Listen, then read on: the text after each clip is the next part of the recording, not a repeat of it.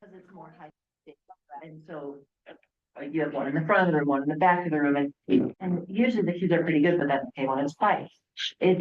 Some kids aren't used to the structure and parameters that this has. The ones that are used to it's cakewalk, but if they're not, Did he? He's worse than me. it can get. Yeah, he sounded terrible. I was just sound Craig. I did it with the online school. It was, I mean, they worked out really, really well. We had I get to sit in the proctor's chair, Yep. huh? Yeah, you do. But they had Super four funny. of us designated for a room a little bigger than this. Because there was one in the front, one in the back, one was circulating, you kind of take turns. But the one in that's the lead, that's in charge of all the paperwork. And then we had a floater, so that way one person could get out, go to the back. Oh, sure, Because because it's a long day. right, and I rode up with a friend of mine who was special ed. Well, you're there on extended time. So while the kids are done at noon, Thursday wasn't done till 4, so I'm sitting around till 4. But the kids just go out and they're tried. And then she gets a text back about her son who took it that particular year. And he's like, Mom, you'll be proud of me for the prompt, blah, blah, blah. Why the hell would anyone want to do this? I feel really bad for you scoring it from that. And she's an English teacher. And she's like, you did what? You did what? I hope he was good. No. Oh, no. He wasn't planning on going on to college. It was mandatory for them to be there. He could, So that's where I understand the mandatory for all, but for a large number of kids, it has no meaning whatsoever. That is hard. That is super hard. So when you think about it, how many kids does the ACT really matter for? If you had to put a percentage to I don't know. the top 5%, no, not really. Right? The bottom, Yeah, I would think it would if you had bombed it. with the, what's it called now, where you automatically get in the 5, Yeah. With that direct, so it Sure. doesn't. So they have to take it? I was thinking that. But I feel like my sister's kid goes to this district and it's like crazy. It's like, I keep telling her it's not real life. I don't wanna sit here. Hello, letter dropped off for you. You're And welcome. they were super hard. We were about like the number of times they have to take that test. Stuff like that is crazy to me. But on mine, do it like on scholarships and whatnot. A lot of Jeremy? them moved away from How are you? that ACT Good. preliminary score for Glad scholarships. that last night's over with. And the way they Excuse me, score, like Alex got a 20, It's just anxiety but she going had into it. 29 Oh, yeah. on math, You know, whatever it we've was. done it for Reading years. Well, the format is different But- than it was before, so like the questions are a little easier, I think. Sure yourself. It's not worth it. They give you a minute to If it- answer, so Like. really can't get that much in there.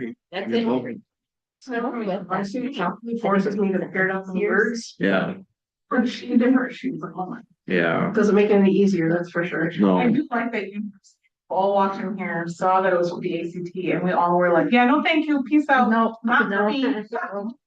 What ACT? Imagine what the kids feel. But my joke is everyone who's walked in here is like, nope, I'm not taking it tomorrow. I'm not doing it. Forget to kids home. No, she's not. She's set up for that. I was gonna say, you could send her some chores. No, she's up at Turner Hall day tomorrow. Oh, get ready for that. They do that every year. They take you guys a whole day. But it does by the time they set up this, organize that. They have lunch. I was gonna say, they probably also have a little bit of fun. No, Lori, No, because the way it's working, there are second to last 15 meeting, huh? members, whatever it is. So, Half of them are down there. So now it falls on. I'm not gonna sit on this side, because I thought we were gonna sit on two sides, now I feel like. Could be for both of us. Plus, I think that owl's stuff. You can pile up. Like you there. Join the meeting. I know, well, I joke about it. it's today the Yeah, 11th. if you watch it. It is. Opera, cause it will like slow pan to whoever's talking, it looks like a soap opera. It like slow pans. You're welcome. I've never watched it. I just don't. They got in on it. I don't like being on weekend, but and that was. Do I have to be here because of that due for election? I was Okay. gonna talk to you about Yeah. that, so I don't know if you wanna chat about it, or if you have time to call me this week. Okay. And we can chat about it. Okay, sounds good. Yeah. Make sure I have my phone. And it'll be a little bit more because we have the referendum. And I haven't been through that process yet either, so. Yeah, so we're gonna be like, ooh. Are you calling votes already? Mhm. I said, are you calling votes? Well, probably, and I'm the clerk until. Oh, yeah, you that's- are. So. I'll come help. I've We'll done do it it. once before. I wasn't a big fan of it. Yeah. It is a little nerve wracking. But, I've yeah, never canvassed. No, No, I probably, which, oh, I think it was you my won't be first. able to either because you're on the ballot. I was gonna say, would you like to, but I don't think you can. right? Yeah, that was like. Darn the bad luck, right? Yeah. Oh, shock. Have a few of you that can. What day is it? It will be Monday, April 7th at 4 o'clock. I haven't told David this yet, but I set it for that because that's usually when we do it. Well, if you So, can a put week me later. down, I should be fine. Thank you. I'm already committed to something at that day, I'm sorry. No, I don't have. Oh, are you, is that when do you do it here? Mhm. Because we were going to start summer school enrollment. And we were gonna use the boardroom for that oh, on Monday at, I can shift You could my go. request to conference room 3. okay. I'll make I myself in- I just was looking at my calendar, not that you want me counting. But I was like, oh. And No, so- I will ask Amy to move us to conference room 3. Well, clearly we didn't check out the boardroom then, did we? No, because I was able to get it What time then? 4 o'clock. 4 o'clock?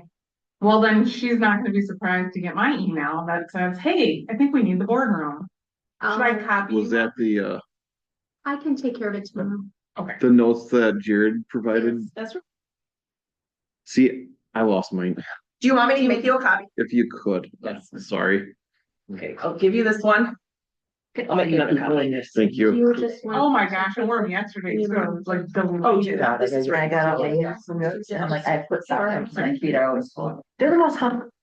I've never heard of them, have they? They're SANUK, they're 500 times more comfortable than Hey Dudes. Oh, and those are already cut. We'll Yeah, give no, Sarah a chance to get back. That's I okay. feel like my toes are free. I don't anticipate the meeting going very long. No. We'll see. Don't Oh, you know yeah, that when you no. say that? On all those files. What's that? I said, don't you know that when you say that? I shouldn't jinx myself. Yeah. Hmm. It is what it is. Tried Aretha Franklin last. For conference, for Conwalk. Did you? A long drive. I Huh? grew up 10 minutes from it. Really? Yeah, it was good. Yes. Their school, did you go to school there? Travel. Oh, school, is phenomenal. No, so Franklin Schools here, so we look at districts. I lived here for a month, But it's so okay, like, here's Waterford There's a School secret. District, across the street a mile that's okay. is Union Grove. Otherwise, it's Okay, beautiful. Whitnall's over there too. isn't it? Whitnall is here, a Yeah. mile up this way, and Franklin is, so this is the county line road. Yeah. Whitnall, Franklin, Yeah. so we lived right in that upmost corner, so it was a 15 it would have been a 17-minute drive. That To Franklin, or it's a 13-minute drive to Whitnall, just where we were. Really? Art. So when you look at. I always go by the Whitnall. It was Your garden. very, very They do there. All right, folks, shall we? We shall. All right, time's 5:32, and we call this meeting of the Policy Review Committee to. We have approximately 46 policies up for review. And we'll start with the 2000 group 3. We have a number of 2000 policies. I did include a model policy in there as well, just to kind of be a reference, which, believe it or not, it's actually almost identical to the Neola policy. So, was there any particular questions that anybody had? about any of these particular policies right up. And for me, in 2260.02, I noticed that Sarah and Jason were specifically listed as their titles. And in the next one, the other one talked about director of curriculum and instruction without a name. And that was on 2260.02. I didn't know if there was a rationale, or if it mattered either way. But do we want to mention someone specifically, or do we want to keep it title agnostic? And I'm fine either way, just asking for curiosity. I think it's that section of the policy, if I'm not mistaken, that would get updated if anything were to change instead of changing the language of the director of, because people can change roles within the organization as well as win the lottery and find a place elsewhere. You never know. Is that So- referendum backup plan? Right? So Are you talking about the area where it asks about the compliance officers? Yeah. Yeah. So because in one, it's name and title, and another one is just title. Yeah, only. and those should be name and title because if somebody were to have an issue, like a discrimination issue or other things, they have to know the name, title, and contact information for those compliance officers. So by de facto, Mr. Jason Bull is the only male here that is a director over at the ESC, so we have to list him because we need a female and a male in most of those situations Okay. to choose from. Not both of them don't do it, but we have to have one of each. Okay, because in the services for bilingual learners and English learners, it lists just position. Do we add your Yeah. name specifically to that just for consistency? Yeah. I'm guessing, and Lynn, you tell me this. I think in most of our policies, we've been listing just titles. In case I win the lottery, and move on. And I think specifically for 504, And Title IX, you Yeah, have to that's have right. like named That's what I was- people, Right. yes. because they are the people who are named to be the investigating person. And so I think we have to have the names in the 504 policy, which is Jason IDEA, and Sarah. But I think pretty much throughout the rest of our policies, we just cite the name of the title of the position. Is that accurate, Lynn? And that's great. Like, if that's what it is, I was just seeking to understand more than. Yeah, no, I think it's a very good question. Because those are compliance officers, right, in the 504, where that's not a compliance officer in the English language learners, that's just a Point of position. contact. Yeah, And then in 2271.01, it's more of a naming convention. It's college instead of college in the document title, but in the actual format of the policy itself, it was spelled correctly. So I don't know if it matters for when we upload it, just for consistency. Oh, yeah, I see. I know that seems really small, but I don't know if it matters. So where are you seeing that? I see the Start College Now program you're It's the talking about? name Yeah. of the document. The the document. name of the Oh, document. I just- mistyped it, yeah, sorry. And it's not a big deal, but again, like I said, I don't know if these are ultimately the ones that get posted. Right. I would rather we, They okay, are not, yeah, thank you. it would be nice if we were starting college, not college. Let's start at K-12 on the right A little foot. typo, sorry. Can we try?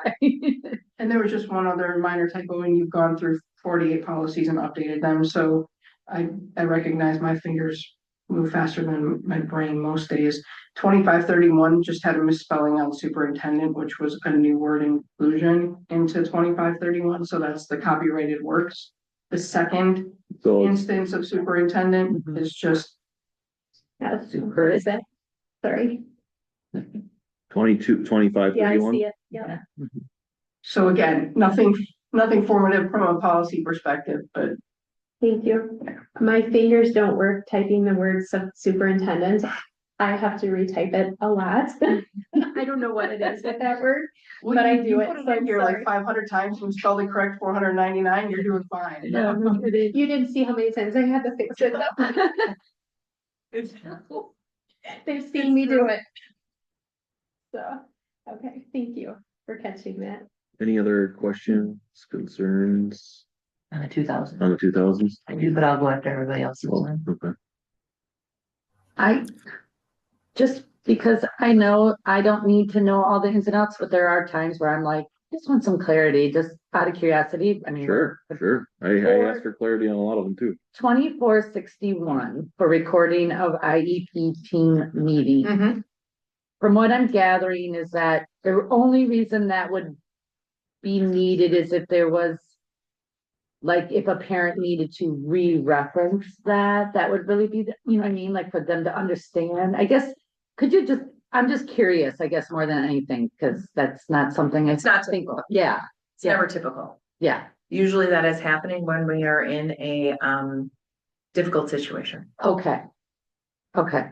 And then if that were to occur, we are also doing that. Mhm. It's kind of like if a parent were to bring in an attorney, we don't meet without our attorney, Right. right? So we Right. have to just have accurate records. And we Okay. have the same record. Yeah, I was just, you know, because it says that it's, you know, not really required to permit a parent to access, unless it's to ensure that the parent is able to understand the IEP. So I wasn't, And that I is was just true. curious what that. Sometimes people just need to be able to reference Yeah, back. yeah. Sometimes it is, it's so rare that that happens. I've never had that happen Yeah, where someone has asked. I don't know if you've ever had, I've never had it happen. I Not ever. honestly can say in all my years, I had one request and it was when I was the principal at Douglas. Sure. I mean, And it's we had the so same rare. agreement, if you're going to record it too. That's right. So that we have a Yep. copy of it. right, That's to make sure literally that there's nothing. Correct. Okay, I Yeah, was it's just not curious. something that comes up often. No. Perfect. Well, it's there in case you need it. Yes. And a reminder that IEP meetings are highly confidential. meetings. Right, So, that's why like, I know permission that. And process beforehand is important. Yeah. Mhm. Yeah, you're right. I don't think in this group I did. Okay. And 2460, programs with students with disabilities. In there, and this is just a clarifying question, handbook. Do we review that every? Yes, you've already done it. I just wanted to make sure it's part of the cadence, whatever. I thought we did, You but do it just, yearly. and it is yearly, not anymore. Correct. And it's the one from the DPI. We adopt the one from the DPI. That's the one you had the real long, and you read really fast. And it was small, minor changes, usually. Got it. I just wanted to make sure that, and then we just need to make sure that's on a cadence. The second one is 2431 interscholastic athletics. I'm gonna ask if we could put that on a topic, put it in the queue for down the road, on the spreadsheet. In there, 2431. Okay. Here's the Diana interpretation version.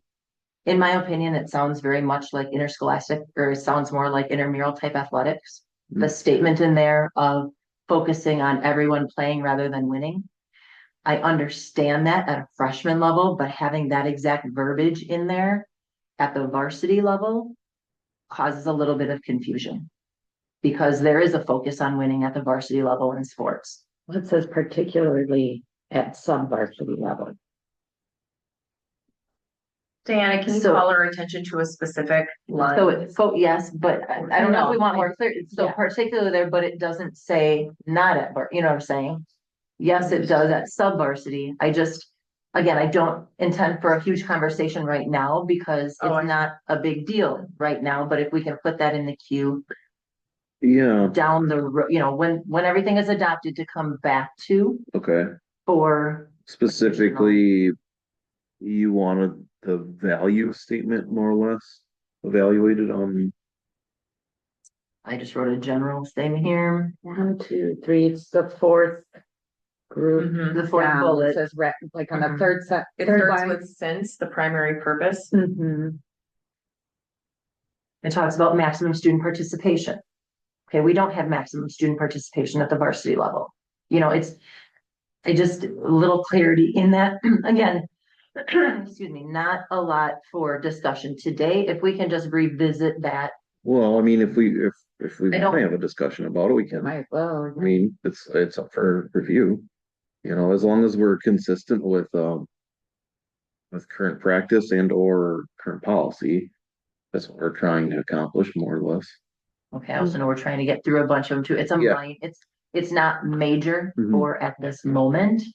But as we look through, I'm just, when I read through this, to me, this read, especially that fourth bullet point, read very much for a freshman level. Yeah, There's a graduated thing. At the freshman level, everybody plays, there's your diamonds in the rough.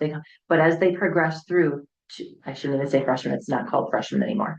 At JV2, it's this. At JV1, it's kind of a gradual release. And at varsity, there's, I guess the This- way I read, I mean, unless we want to word it differently, which I think we could do, particularly at the sub-varsity level.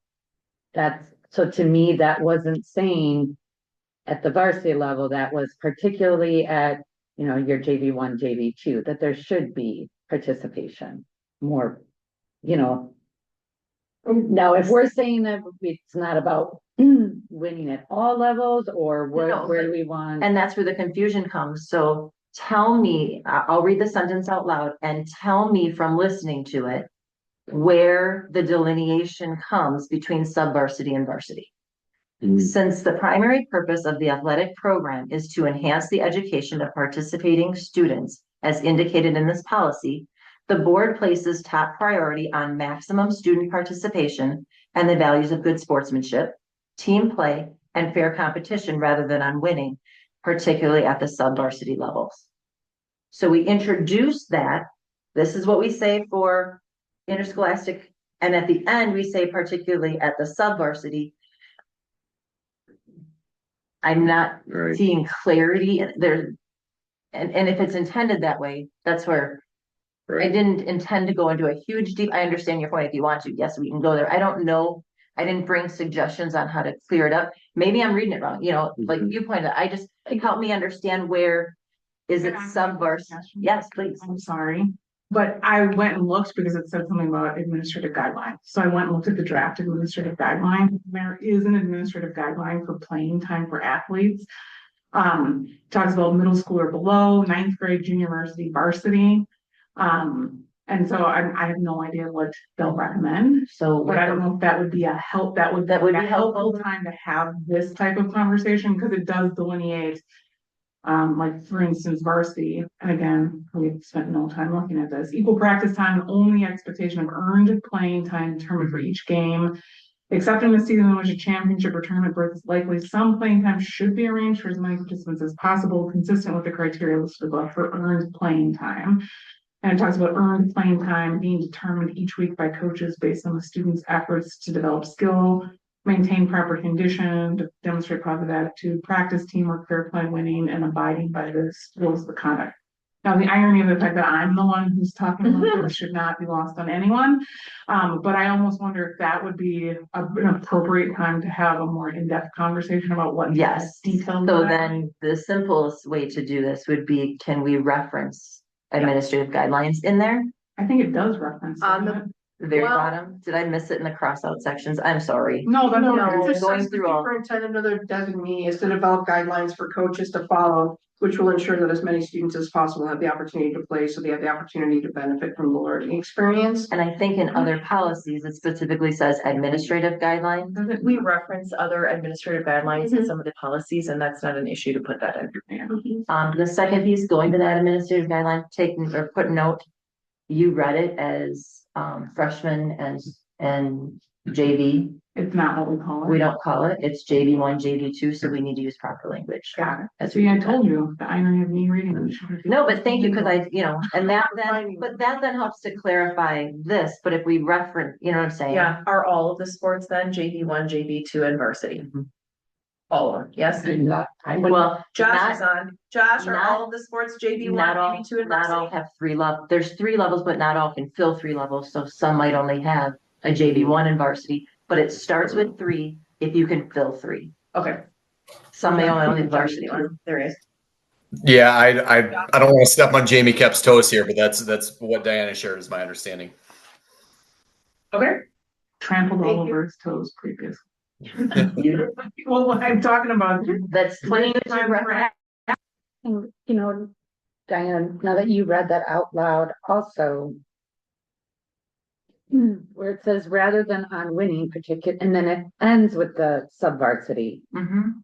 I don't want that to look like only the sub-varsity are required, that we have values of good sportsmanship, team play. And that's why I competition. said with that, it's hard because Yeah. this says sub-varsity. It starts with all and then. And I don't know if this that is was delineation. Yeah, if it was just talking about rather than winning particularly, maybe. But the rather than winning would be the sub-varsity. Right. All of the other are varsity. And that's where I had confusion with this bullet point. And when you read through it the first time, not a big deal, but when you read, I took the time, I read it out. That's why I read it out loud to all of you, just looking at it, because our brains melded together. But I don't know if I'd want to take any of that out because I think that there's still value in that. And I'm speaking as like a coach right now, that if I have a group of my varsity girls that are being buttheads, But this is Like, where the. they're gonna sit, you know what I mean? Right, It's not but about this winning. is where the administrative And guidelines the coaches bring enough Mhm. clarity to Mhm. that where I'm okay with Okay. it, Agree. with what's there. Without having that, I had confusion. That brought point of clarity.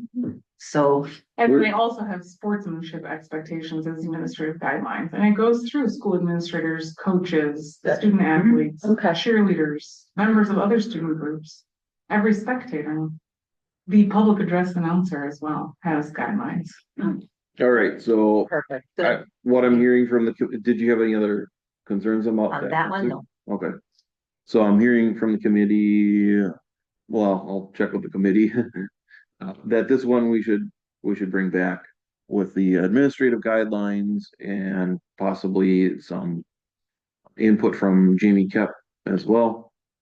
Is that I accurate? don't know, do you need to bring it back other than when you look at the administrative guidelines? My question was resolved with the administrative guidelines. Okay, That brought enough clarity to what's there. Anything more you do, I think is gonna bring confusion, because Mhm. that brought enough clarity to it, okay, other than referencing administrative guidelines in there. okay. That just lets people know, hey, there's a more specific piece in there. So at the end of that, we could say, see AG guidelines, whatever. Yeah. But I don't want to speak that this is exactly how we'll be recommending adopting those, but I know we'll go through a process Right, after we adopt everything. When we're looking. Right, Right. where they'll then We have come, more of an in-depth right, conversation. exactly. about So that. once the guidelines come up, then making sure there's parallelism. Yeah. Okay, Makes and then we sense. could make that adjustment at that time then.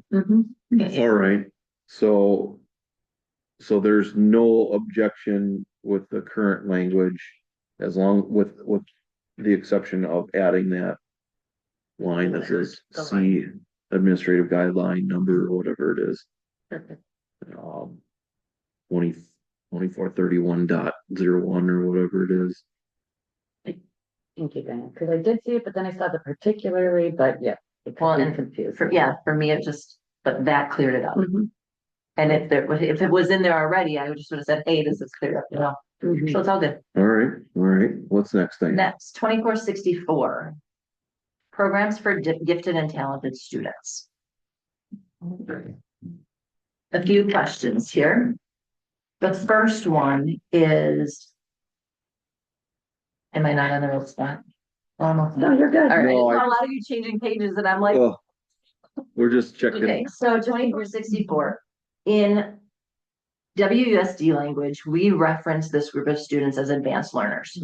And so at least somewhere in here, we need to reference that term. Well, and we can change the title to be Programs for Advanced Learners. And that's fine, We should. yet I think we also in parentheses put gifted and talented because not everybody knows that. But at some point, Okay. we need to call it what we call it here for ease of reference. Good catch.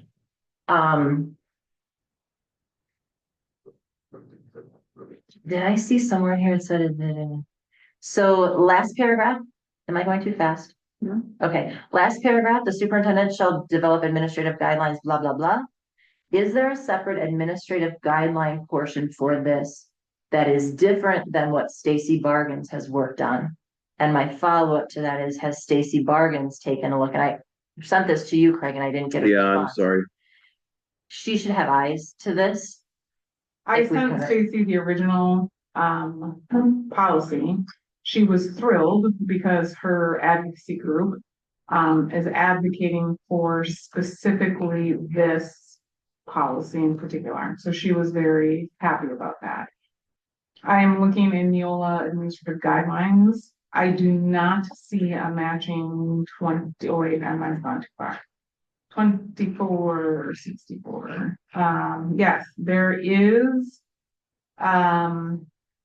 there are administrative guidelines for that. I have not gone through those administrative guidelines to match that to what Stacy currently has. So if we, I know that's not on the list, you know, I didn't, just so we have that.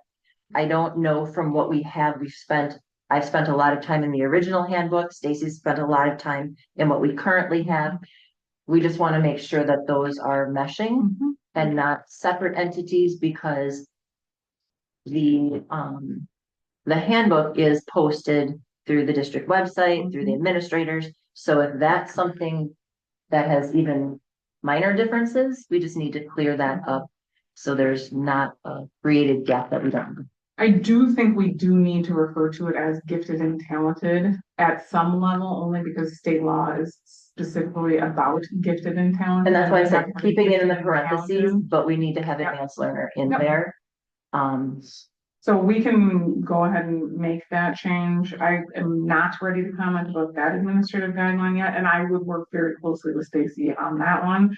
But like I said, I had sent her this to say, do you have feedback for us? And her feedback was, this is exactly what they're advocating for, with their state level. So just kind of taking a look at the more specific, to me, it sounds like she looked at it from the more She looked at it overarching. from the policy, Lens. not the administrative guideline lens. Got it. And the administrative guideline lens goes really, really, really into detail. Yeah, my question, well, I guess we'll talk about that when we get to the administrative guidelines, but just my wondering, would be like, does our administrative guidelines, lay out instances where, perhaps a child would be promoted to the next grade level or skip a grade level, in those instances? Because There is grade yes, there is subject acceleration and grade level acceleration. That Okay. is that was never laid out right, 5 years ago. It is now, there is a okay, process. I don't know exactly what that states, but right, we do have a student in the middle school that did get advanced in the last 5 years. okay. I mean, There is, I- that wasn't a process for my kids going through elementary, but it is. it's not for my kids, but I have a nephew that's like going through that right, so I And can, yeah, Stacy does a great job, you know, through the testing, you know, all the different components. So Mhm. yes, there are pieces that are there, and having a gifted person in the district that's certified in it has made a huge impact. Otherwise, no offense to the people we had prior, it's just they're doing that on top of their principal jobs and didn't have the background all to right, do that. excellent. Any other questions, Dana? Nope, not in the 2000. Okay, so. I do have a question on the 2000s if you're still keeping that open. I just didn't want to speak in front of any of the committee members. Oh, can you hear me? Yep. Oh, okay, there you are. Okay, sorry. It changed a little bit. All right, so on 2131, educational outcome goals and expectations. I wanted to talk about in the citizenship section, which is the end of page 1 and is at the start of page 2. But I think the two items that I'm looking at are on page 1. We're looking at items B and C, which come out of the state statutes. The first one, B, reads a commitment to the basic values of our government, including by appropriate instruction and ceremony, the proper reverence and respect for and the history and meaning of the American flag, the Declaration of Independence, the U.S. Constitution, and the Constitution and laws of the state. So that is taken directly from the state statutes. That being said, in our previous policy, which is 6220, which is kind of its partner policy, which is much shorter and just says we will agree with all of the statutes of the state. It's essentially referencing the same thing. And I do know from things that I've heard as recently as this month that this might not be clear enough instruction, because I'm still hearing stories of, unfortunately, some disparagement of the nation, the Constitution, and the history of our country by teachers. I won't get into specifics with names, but I do hear about this happening. So I was wondering if it would be worthwhile to, at the very least, put a pin in it for a future action item to say that, this is to be done with reverence for those things, and that disparagement of those subjects is unacceptable. So that's for item B. And then for item C, where it says the skills to participate in political life, I do think that adding in a qualifier that this is to be done neutrally is important. I know that when I was in high school, there was certainly a teacher who was instructing students in civic activity, and doing so in an extremely biased manner. And I think that it would be really important for us to give teachers the clear instruction: we are not supposed to impart our personal values onto the students. We're not supposed to impart our personal opinions onto the students. It must be done in a politically neutral manner. So having those two things as future action items under citizenship on policy 2131, education goals. And it's a similar story for under personal development, items B, C, and D. Ensuring that we specify that these things must be done in a neutral manner.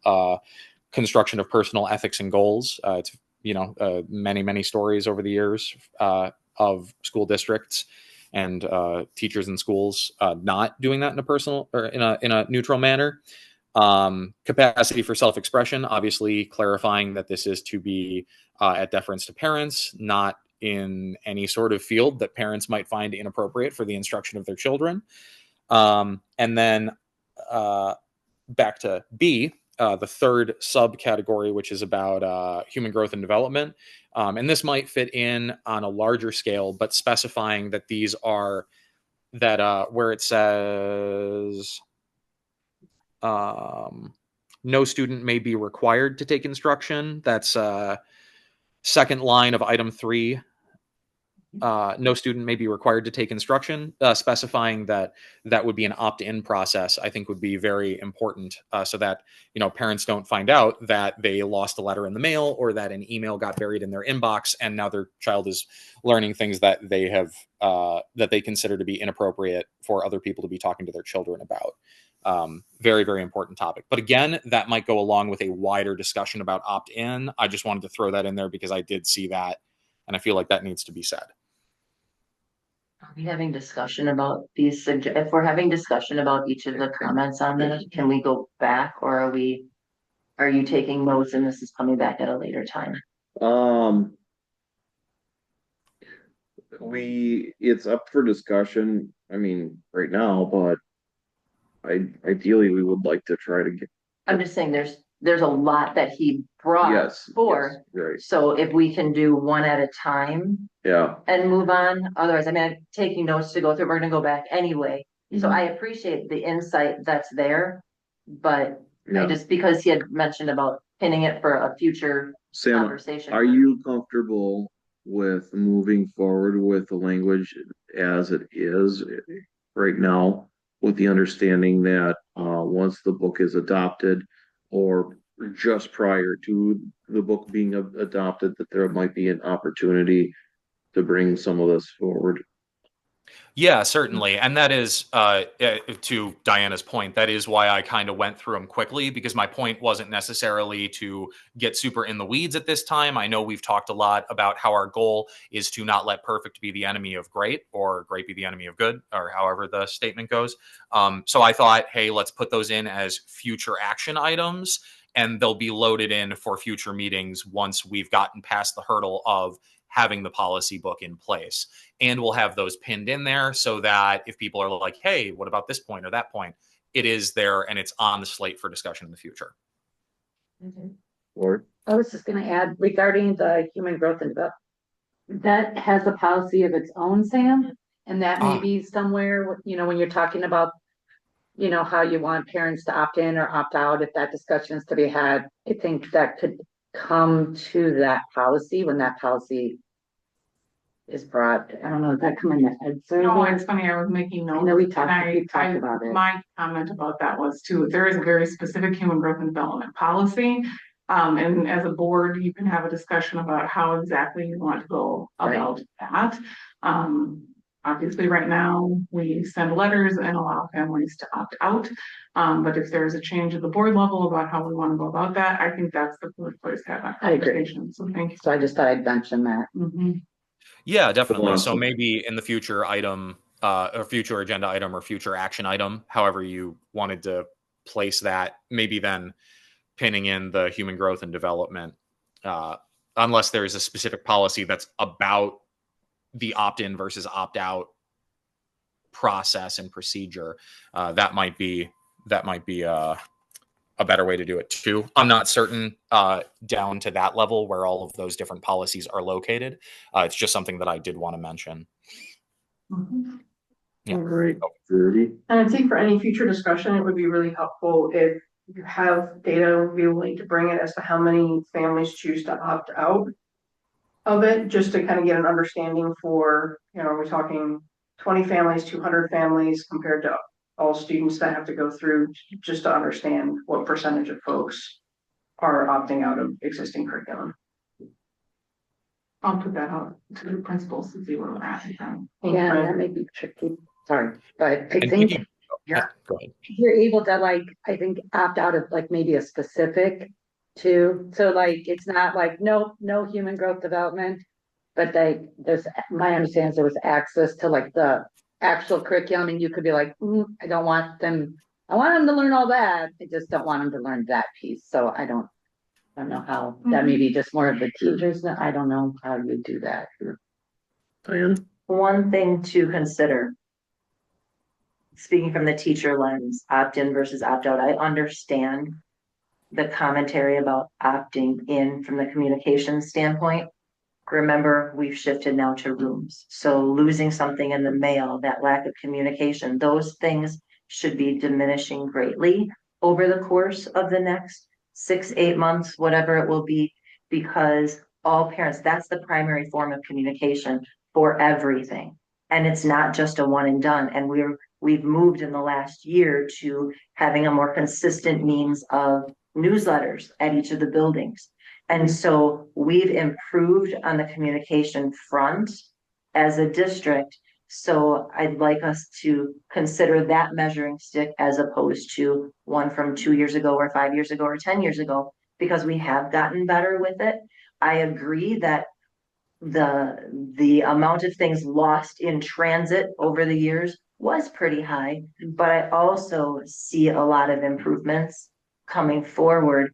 And if we're worried about the communication piece, has that resolved itself? I would hate to change the way we do things, because remember, then it's a whole different set of things too. Can we save that conversation more for when we actually have to discuss about opt-in versus opt-out? You know, and I mean, right now it doesn't sound like we're there. We were just talking about whether or not this moves forward as a first read. Any other comments on that, Sam? Nope, that's the only one that I had questions and notes on for the 2000 block. Sure. Yeah. I have an additional comment Sure. based on Sam. I understand, I think he referenced in B about whatever being unacceptable. I guess my question is, why would we put that verbiage in? Anything that's a violation of policy is unacceptable. And so do we need to specify that for a particular item in there when doing that for any item of any policy isn't acceptable? So I guess I would need a point of clarification where the suggestion was made, and I understand why the suggestion was made, but I don't understand the necessity. If this is the policy we're supposed to follow, if we don't follow It's that, not a policy issue. It's right, it's what's happening. correct. So I'm wondering if that's not needed. So I. Yeah, can I invert speak it. to that for a moment? Sure. Yeah, so specifically, what I'm talking about is multiple instances where I've had it reported to me by parents, and by people who have been inside of the halls of the school, overhearing and observing, classrooms collectively not engaging in the Pledge of Allegiance, not certain individuals within the classroom, but whole classrooms not engaging, not speaking out loud, standing, things of that nature. Lessons being taught or books being read disparaging the founding fathers, making statements that are at best questionably accurate, or are framing them in a particularly uncharitable way, or leaving out important information, and at best making things up whole cloth. So there's a number of aspects of the instruction that happens about our national history and our state history that, even though we have been for quite a while following these statutes, these state statutes, it seems that the teachers, or at least some of the teachers, I should say, aren't entirely clear on what constitutes reverence for these subjects, reverence and respect. So, and like I said, I've been hearing this as recently as this month about these things going on. Why these parents are coming and talking to me about it is another discussion that I'd be happy to get into, but I'm not trying to clog up the meeting we're having tonight about policy. This is the reason I'm bringing it up, because it seems to be a continuing and pervasive issue. And I don't know that just having the language within the policy is going to solve that problem. I think making it very clear that disparagement is not permissible is very important in that context. Does that make sense? Was that the section that you were referring to? Yes. Yeah. So Okay. bottom of page 1, yeah, citizenship, B and C. Yeah. It does. Yep. We have policy for a reason, and policy should be followed. And if policy isn't followed, then that needs to go to the building principal, and that needs to go to the superintendent. Okay. As with any policy, if we're not following it, there's a chain that should happen. So having that, I wholly understand Sam's point. I'm just not understanding It's not gonna it change globally. It's not gonna change it, because it's still gonna be there. You can put those words in there, but at the same time, we expect that of all of our policies. Okay. Well, the reason I'm asking is because I would prefer to give our teachers the benefit of the doubt. And I would like to think that perhaps the reason that they're engaging in that sort of behavior is because they maybe don't have that clear guidance on what it means to be reverent towards the country and its history. If we were to say, well, of course they understand it, then I would have to assume that they're doing it on purpose because they mean to disparage the country and its history. And I'm personally, I'm a little uncomfortable taking that line of reasoning at this moment, at least. So Sam, if I understand your concerns, are you, when this gets revisited in the future, are you suggesting that there's further verbiage that needs to, try to emphasize that or spell that out a little bit more? Yes. To provide Yeah. clarity? Okay. All right, well, when it comes up, I guess that would make sense to carry on that conversation. So I'm hearing Yes. basically on the words reverence, Yeah, maybe not such a big word of reverence, where it's more, if that's what I'm hearing and say. right. Okay. It Fair enough. apparently does not seem to be the case that word is impactful enough. So yeah, that's why I'm bringing it up. But thank you, I appreciate it. Okay. Any other questions on the 2000 policies? All right. I did want to point a couple of them out that I had some questions about. 2260.02.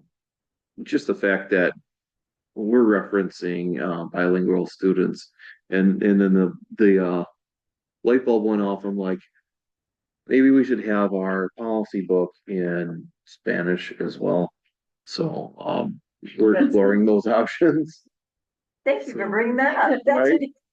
Right. Well, all of our documents translated, and it takes time, but Neola does practice that, and so that's something that means everything gets done. It takes a little bit of time, but it gets translated. Thank you for bringing that up. Yeah. Doesn't Yule provide the translation? I believe so. Oh, Yeah. Well, it's a good purchase, doesn't it? So. All right. Yeah, cause that can be expensive. Yeah. Yeah, Shell check. yeah, I mean, cause I mean, We're not gonna make them just Google Trends. if we're gonna talk about services offered to bilingual students and, you know, that whole process by which, Okay. we talk about parental notification. Yeah, anyway.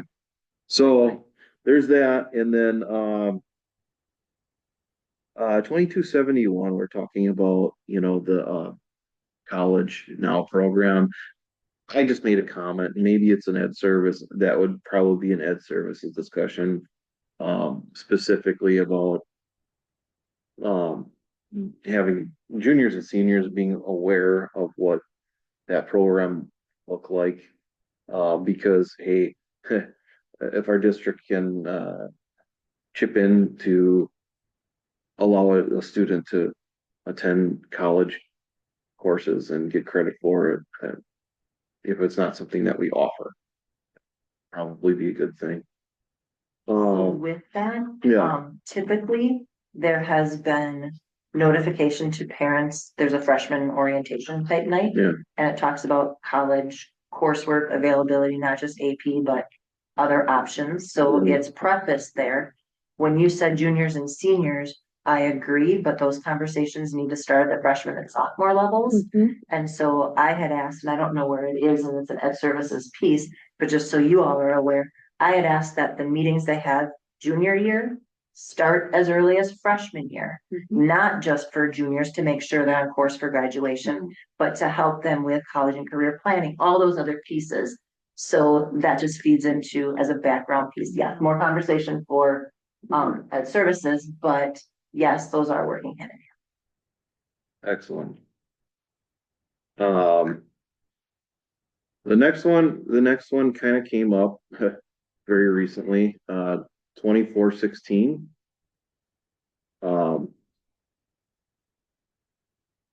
That one was regarding surveys, if I'm not, Notice of 16 request. students by the same central council. yeah. 2416. And, specifically, we had, basically two policies on surveys. And one pertaining to what we would typically consider a survey. And then another one where it could be a research-based survey provided by, I don't know, somebody from a different school district offering a survey for research purposes that might not necessarily directly benefit the students. And that fell under policy 1630. So therefore, to be consistent with our current practice, and to make sure we captured it, if I'm understanding this correctly, we added it to added 1630 to 2416. To the bottom. Yeah. Okay, that's why it's highlighted. Yep. But I'm like, I've read this before, but Yeah. okay. And that's all the comments I mean, I did have a question about, we got that kind of covered. Because we had two policies, now it's on one for now. All right. So, are there any objections to moving forward with the 2000 series for first read? I mean, the only action items I think I grabbed out of that is a couple of spelling grammar mistakes. We have two policies that we would 2431, which we were talking about possibly future discussion. Do we decide not to have future discussion about that? Oh, interscholastic that future discussion would circle around the administrative guidelines, Probably administrative. but it's not in the policy. So we would add maybe Conversation. the language to see the administration guideline number. That would be the action item on that one. And then that policy would come back Okay, guys. with the guidelines as a cross Okay. reference, but not as an additional. And But they then typically come back that way, right? the other action item would be number 2464 to add advanced learners in there somewhere, so there's no confusion. And then they have a future discussion about 2131. All right. Hearing no other objections to moving forward with that, we will move those to first read and discuss the 5,000 free. Anybody want to start with any questions regarding 5,000? Hold on. Oh, they're there. Mine's Oh, they're, just give it a second, it popped up. I think so. Mine's still thinking and I'm like, they're not, oh, there we go. It's coming slow and Hold on, I did, one. I do, but again, I'll wait until committee members. are there. The My question was for 561003, alternatives to expulsion.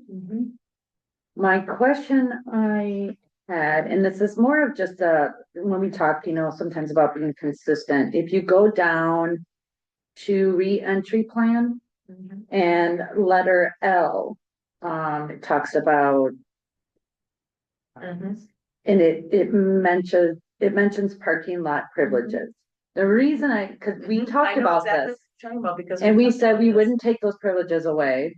It wasn't part of the policy. Barrier. However, this is what I will say. Mhm. If you have a child that has committed a crime in a parking lot with a vehicle Mhm. or has done something, then that would be appropriate. Should that be in that policy?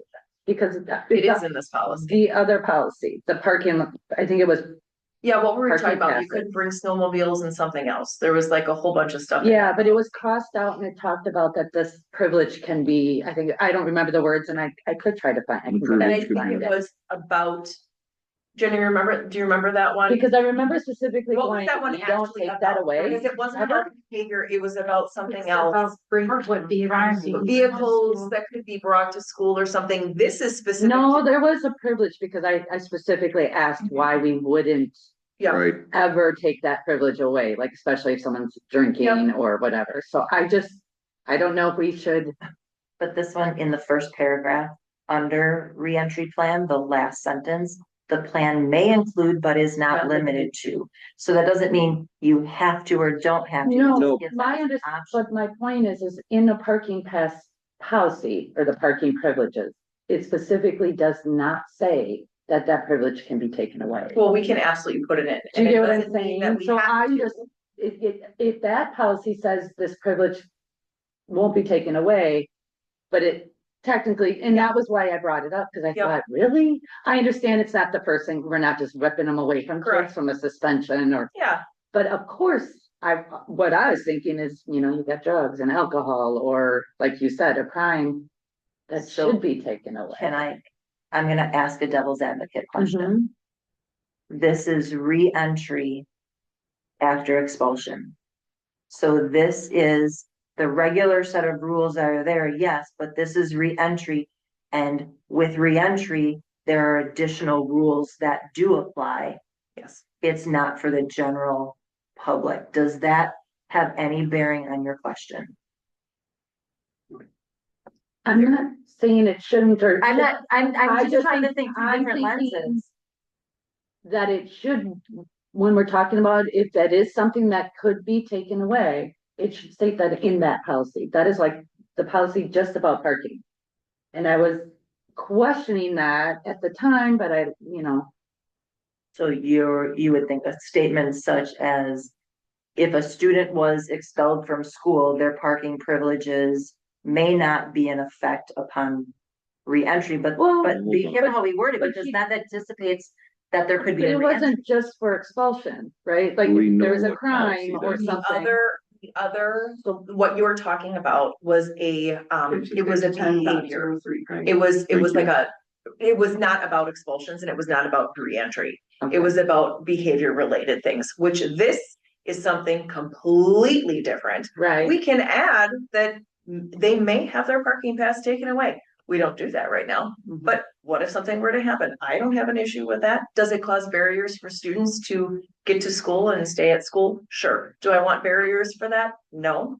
But if something happens, is that a card we could play? Maybe, Lori. It's a card we could play. This is really about re-entry after an expulsion, which we know has very, very specific things that we Sure, put into those sure. plans if we ever create a plan for reentry. Right. Again, I was just playing devil's advocate. No, I get it. I guess I was just, it just kind of refreshed because Yep.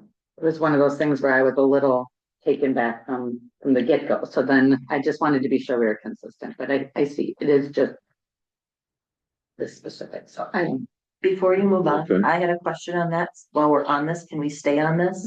Sure, just a second, I get back to it. We're- Sorry, I'm jumping around trying to find this policy and it's a I know, clarifying I question. tried today and sure, go ahead, It's a Diana. clarifying question. The first thing is a pre-expulsion conference. Do we do anything with pre-expulsion in this district? Yes. mhm. Okay. We have pre-expulsion conferences? Yes, and Right. contracts. Just don't recall seeing a whole lot of that. We present them to you when they're signed during an expulsion hearing. Otherwise we don't know about it. We Yeah, I present understand. them and we have them, and when they are violated, we have brought them in. I have files of them. Yes. Perfect, thank you. That's my only question, it's just merely clear. Does the re-entry, does that have to do with pre-expulsion also? So are you talking about the reentry plan on page 2? Mm-hmm. So for any student who participates in the expulsion alternative process Okay, in collaboration with appropriate administrators, but it can also be the expulsion alternative process. When you don't expel a student through the age of 21, that's an alternative to the Gotcha. expulsion. okay, So they're expelled, but for a limited term, and then there's a re-entry plan. When a student is suspended, we also do re-entry meetings on the day that they're coming back. When we have pre-expulsion contracts and conferences, we do that regularly as well. Will our, I guess, my question specific to this. Will our legal counsel that represents us have to also then be familiar with this particular verbiage? I guess I'm kind of confused as, is this a change from current practice? No. You know, okay. All right. Any other questions on, and it really does say may include. may It's include? listing all those things, it doesn't mean, Right. you know how those have gone where. Well, you know, I mean, every situation is, you know, unique Right, and you just don't want to be limited to Right. something because we put it into policy. Yeah. Okay, okay, thank you. I just, anything else on that one. going on that one? All right, any Voting no. other questions on the 5,000? Hold on. I have a question about 5335. It's the care of students with chronic health conditions. Just curious as to the striking of asthma as it might relate to individualized health plans. Correct. It is because we receive doctor's orders on every child that has asthma that we have to follow. We do not create our own plan. They are the physician's plans that we follow. Thank you for the clarification. Okay.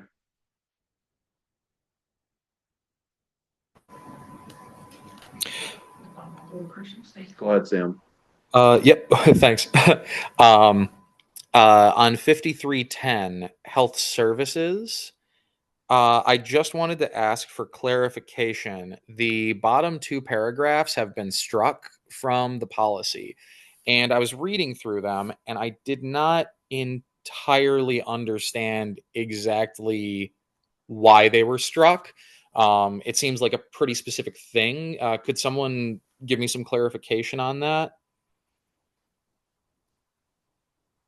So the last two paragraphs, the board shall directly notify the parents of students at least annually at the beginning of the school year of the specific or approximate dates during the school year when any non-emergency invasive physical examination or screening is scheduled or expected to be scheduled for students if the examination or screening is, one, required as a condition of attendance. We do not do that. Two, administered by the school and scheduled by the school in advance. And three, not necessary to protect the immediate health and safety of a specific student. We don't do these. I was actually shocked to think that this is happening. Yeah, no, we don't worry. I know, but like We're not somewhere doing why invasive is there like people exams. are doing that? Correct. Schools are doing that? I don't know. I know, I Not invasive That's where I physical was. examinations. And then even when it says invasive, That is- exams means, I'm like, wait, what? Yeah. Does that answer your question, Sam? Yes, that does. Thank you. I appreciate it. I do have one other item here, but oh, go ahead, sorry. No, I'm just saying, to be clear, we do not do invasive examinations of students. That was my suspicion. I just wanted to make sure that I got clarification for my peace of mind, and I suppose anyone else who'd be confused about it. So then I do have one other one, 5540, but that kind of goes along with something in the 8,000 section. So I think I'm going to wait until you guys are done talking about 8,000, because 5540, my question is, or my note is pretty minor. 8395 is probably a better place to bring it up. All right. 5540. 5540, unless I wrote it down wrong here. Yeah, 554001. Investigations involving suspected child abuse. Yep, that's it. Yeah, 554001. And I was just it's something that goes along with, like I said, 8395, which is, oh sorry, I don't have the name in front of me. I gotta scroll over. Health. Yeah, mental health, and there's a bit of the student mental health services that talks about the same subject, about if a teacher has a question about if a teacher has a question about whether or not a student is being abused. Yeah, as a mandatory order. So Sam, when you're talking about the 5540.01 investigations involving suspected child abuse, that is when human services comes into the schools. Gotcha. Okay. Yeah, and 8395 kind of deals with the other side of that when you're dealing with mental health, and there's a question about whether or not there needs to be any sort of organization that is going to come in because of that, and kind of how teachers and faculty and staff are supposed to handle that whole situation. So like I said, I mean, it would probably be more useful for me to bring it up and just make note of that in conjunction with 8395 after you guys are able to ask all of your questions. Because I don't want to, I'm not trying to get ahead of you. Great. I have some when they're done. Charity. Did you have any, you had all your questions asked, Charity? Yeah, I believe so for this section. Yeah, me too. Okay. What, Dan? Actually, All right. yeah. Go ahead. Go. Just a point of clarification around 5310, it references that, the emergency health services, I think you're 5310.01, sorry, that it's to call 911, and then mentions something about having a physician that's going to be making some of those decisions. I'm guessing that is any kind of physician that is responding to said 911. Okay, 5310.01. 5310.01 emergency nursing services, sorry. It'd be helpful to give title. Is that not? Am I missing that? Yeah, it's on the bottom of the Way down. I missed it too. That's why I'm like, wait. Oh, it's So it's all the out way of down order. here. Yeah. Okay, I'm There sorry, we go. Charity, can you ask your question again, please? No, absolutely. It says emergency nursing services for students shall be provided by calling 911, and then later says medical direction for emergency nursing services will be provided by the medical advisor or physician. Yes, And so, that's the one that's responding to the student that is in the ER. okay, perfect. That's all I needed to know. Thank you. Okay. So I asked the question on this particular one. And the fifth paragraph, who is a registered, so you crossed off the word a. Yeah, it's a registered nurse. It's Who not a is- registered nurse. Who is okay, is private school registered. nurse, who is registered, got it, okay. Sounds good to me. Or I was just wondering if it was a registered cow or something like that, I mean, we're talking about, like, what, a registered what? Registered. Yeah, okay, anyway. Any other questions on that, Diana? All right, 5461, children at risk of not graduating from high school. Starting with paragraph 3. My question is, it talks about a plan how the board is going to meet the students' needs, and even back in the opening sentence, the board shall establish programs to serve the children in the WSD. So does it say the board is doing this because we oversee all of it? Okay, and so then that would be the response of why in paragraph 3, it talks about the board. Because, sorry, go to 1, 2, third paragraph, the WSD shall identify all children at risk. The WSD shall annually develop a plan. Where did I see? Describing how the board will meet the needs. Yeah, then it says the board will meet the needs of the students. The board doesn't do that though. Should that be the WSD It or can't should be. that be the board? It can't be. I mean, you're the governing agent. We are, it's just for continuity, Mhm. because here it So- says board, here it says WSD. Right. That's I'm wondering if that's meaning a plan describing how the board will meet the needs. To me, that says whether it's you're recommending a curriculum or you're recommending a program. Discovery Academy. Right, Or different alternative programs. Those are- Or you build a charter school if you wanted to, right? There's a variety. I'm just, Yeah, because then it has that plan is completed on or before August 15th of the year. We just haven't really had a lot of that conversation discussion, so that's why it's just clarity of how are we, well, the bigger question, let's go back up a second, I'm ahead of myself. Letter F, 8th grade students who score in each area of the student assessment that's below basic of failing, and 8th grade students who are not promoted to 9th grade.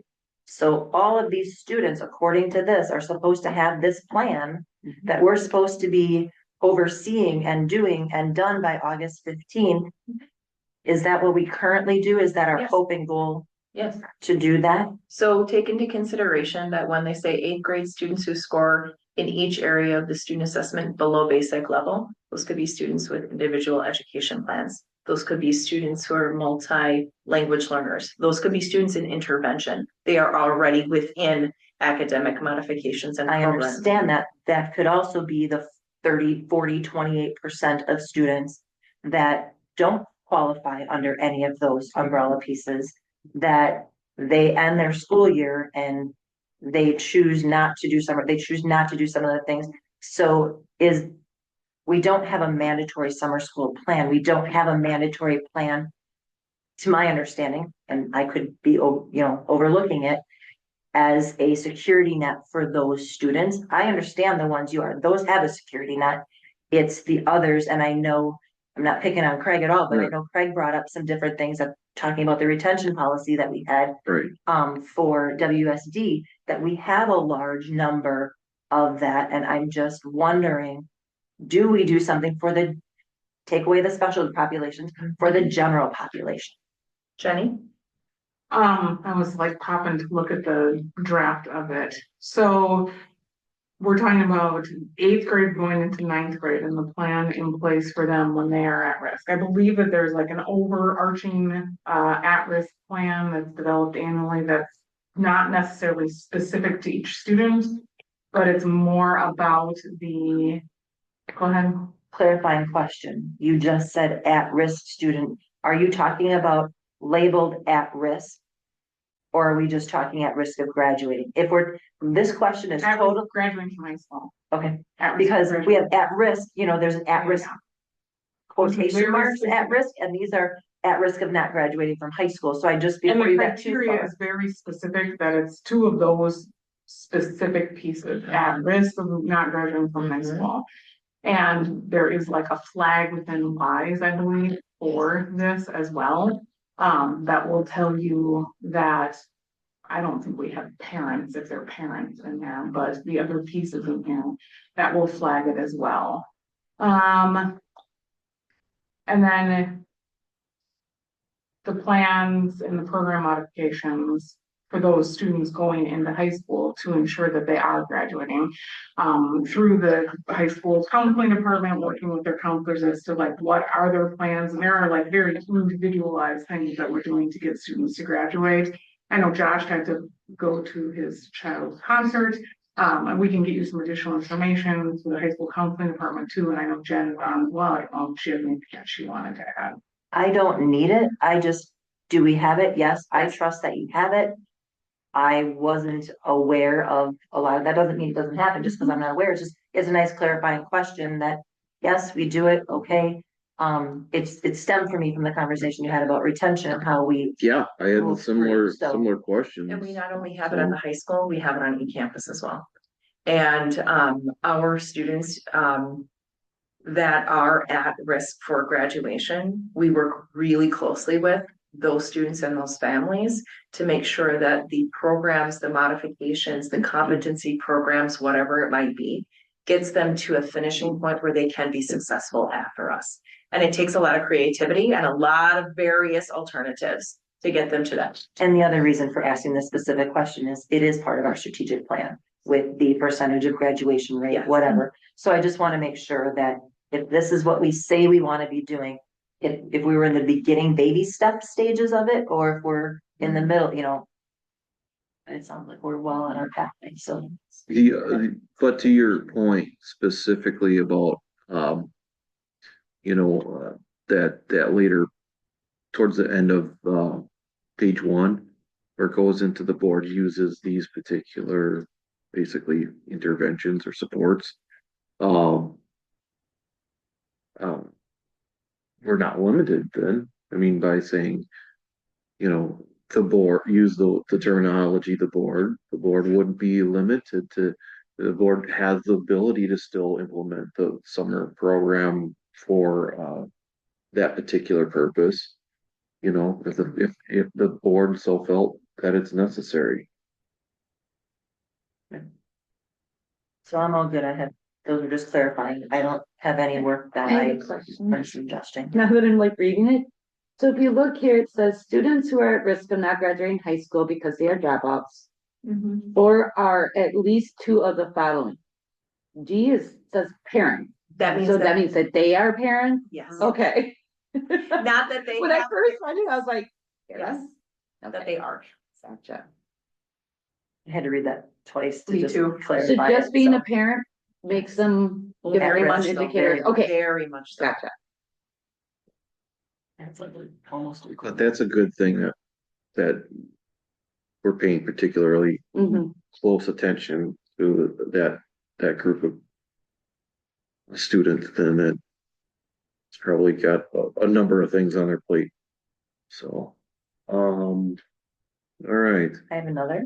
go ahead. 5,500. Student code of classroom conduct. In letter A. Backtrack a second. The code of classroom conduct should include the following items. Do we have a code of conduct? Is it referenced? If so, we should have it, is it? Let me rephrase. Is it a general code of conduct encompassing all grade levels? Or is it more elementary, middle? Within student handbooks. Do we want to have that referenced somewhere in the policy? It's the word student handbook. Mhm. Sure, absolutely. And those student handbooks are being rewritten over the summer after this is adopted. So that's just, because then it's, Sure. We can look at where to add that. Well, Jared, either between you and Jared, I mentioned this one is vague as well, not as specific as their current policy 5309.2, and then it's vague by design. Clarity will come in our administrative guidelines as well as our handbook language. Currently, our parent policy is 5309, student discipline, and 5309.1, student conduct, as well as 539.2, code of classroom conduct function as administration guidelines. And we also have handbook language that supports AGs in this policy and the parent policy. So, Are you still in 5,500? yeah, Those were Jared's comments. those are Because if you go to those are our Jared's. policy, it's very detailed. No, I just didn't see that. Those were Jared's comments. I just didn't see that anywhere. Am I on a different policy? So I missed that. Now that. Yeah. I'm not in the committee, so I didn't get, that's why I just. So, but we're on it for the same reasoning, I think, that you wanted to have more specific language. Sounds like it's going to be in the AGs. So, any further questions on 5,500? All right. My last one in this section. And you may be going there already with the Yep. model policy there is on 5511. Dress and grooming. Mhm. Well, can we hold off on that one? Yep, Because I know that that's what I one's said, because that's probably gonna be a probably larger where it is. discussion. Yep, so that's my last, I just wanna let you know that's. the Sure. last one I I have. wrote it, but then I didn't. Sure. I don't have I just. I know, so I must have had something in that one, but. No, we'll wait on that then.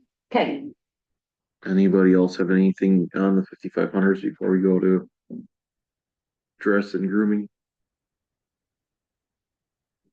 All right, I guess we'll Hey, let's go to dress and grooming. let's go to dress and grooming. All right.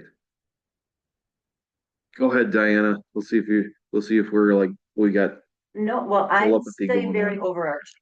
I'm Okay. at the 5,000 mile view. I'm working really hard to be there. I don't always get there. But I'm trying really hard to be there. And it's a clarifying question. Does our current dress code policy that we present to students follow what's written here? Jen, I see that you're online. Can I finish my statement Oh, first? sorry. No, I want to give kudos to the high school because they have done work with the dress code policy. So we've made improvements and I'm just wondering, have the improvements been working? I believe they have, but I don't want to speak for that.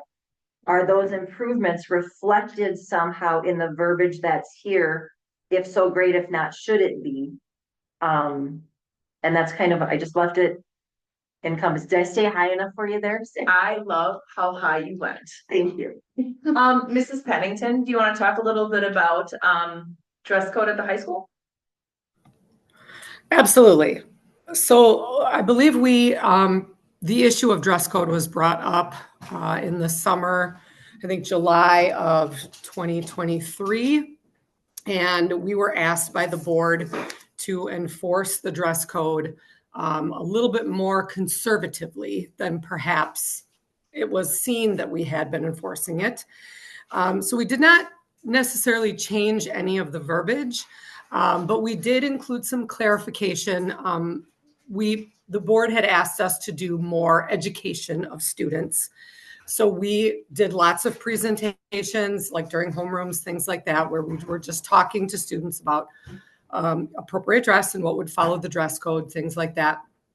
We added some clarifying language there, particularly around like the issue of midriff shirts and things like that, which is perennially, an issue that comes up.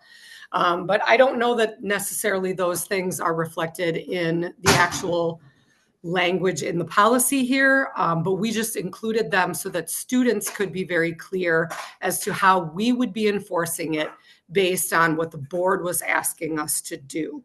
The data that I was keeping with Jennifer Balt when she was the AP back then, we found that during the first 2 trimesters of the last school year, when we were keeping pretty careful records, we only recorded 8 times over, those, I think it's about 5 months there, where we were talking to students about dress.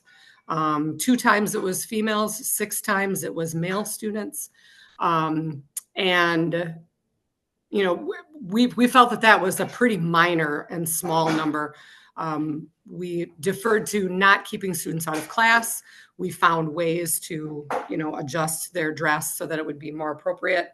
But so that students were staying in school and staying in class as much as possible. Can I ask a clarifying question then? Thank you for that insight. You referenced midriffs and underwear, and I know that was a big push in the conversations and things that occurred in those homeroom conversations. Can someone around the table or whatever show me in this policy where that fits? You mean to be specific and say no midriffs? Does it, well, I'm just saying, does it fit under A? Does it fit under B? Does it fit under C? Does it fit under D? Where does that lie? I agree we shouldn't be seeing midriffs. I agree we shouldn't be seeing underwear. I agree I shouldn't have, when a student leans forward, I don't want to see their entire chest. I just don't see where the overarching piece, where that fits in this policy. And I think it needs to be there somehow. I don't think we need to have the specifics. I think these are very generally speaking, but maybe it's an oversight. And if someone could help me with that, I would appreciate it. I would say on B, disrupts the educational program, creates disorder. A midriff doesn't necessarily disrupt program. If you're seeing a 1/2 inch of skin, that's not really. Now, I taught in a classroom where the skirt was literally less than 6 inches, and the girls in the front row, and you can see that disrupts the program. But seeing underwear band doesn't disrupt the educational program. So that's where I'm not sure that fits.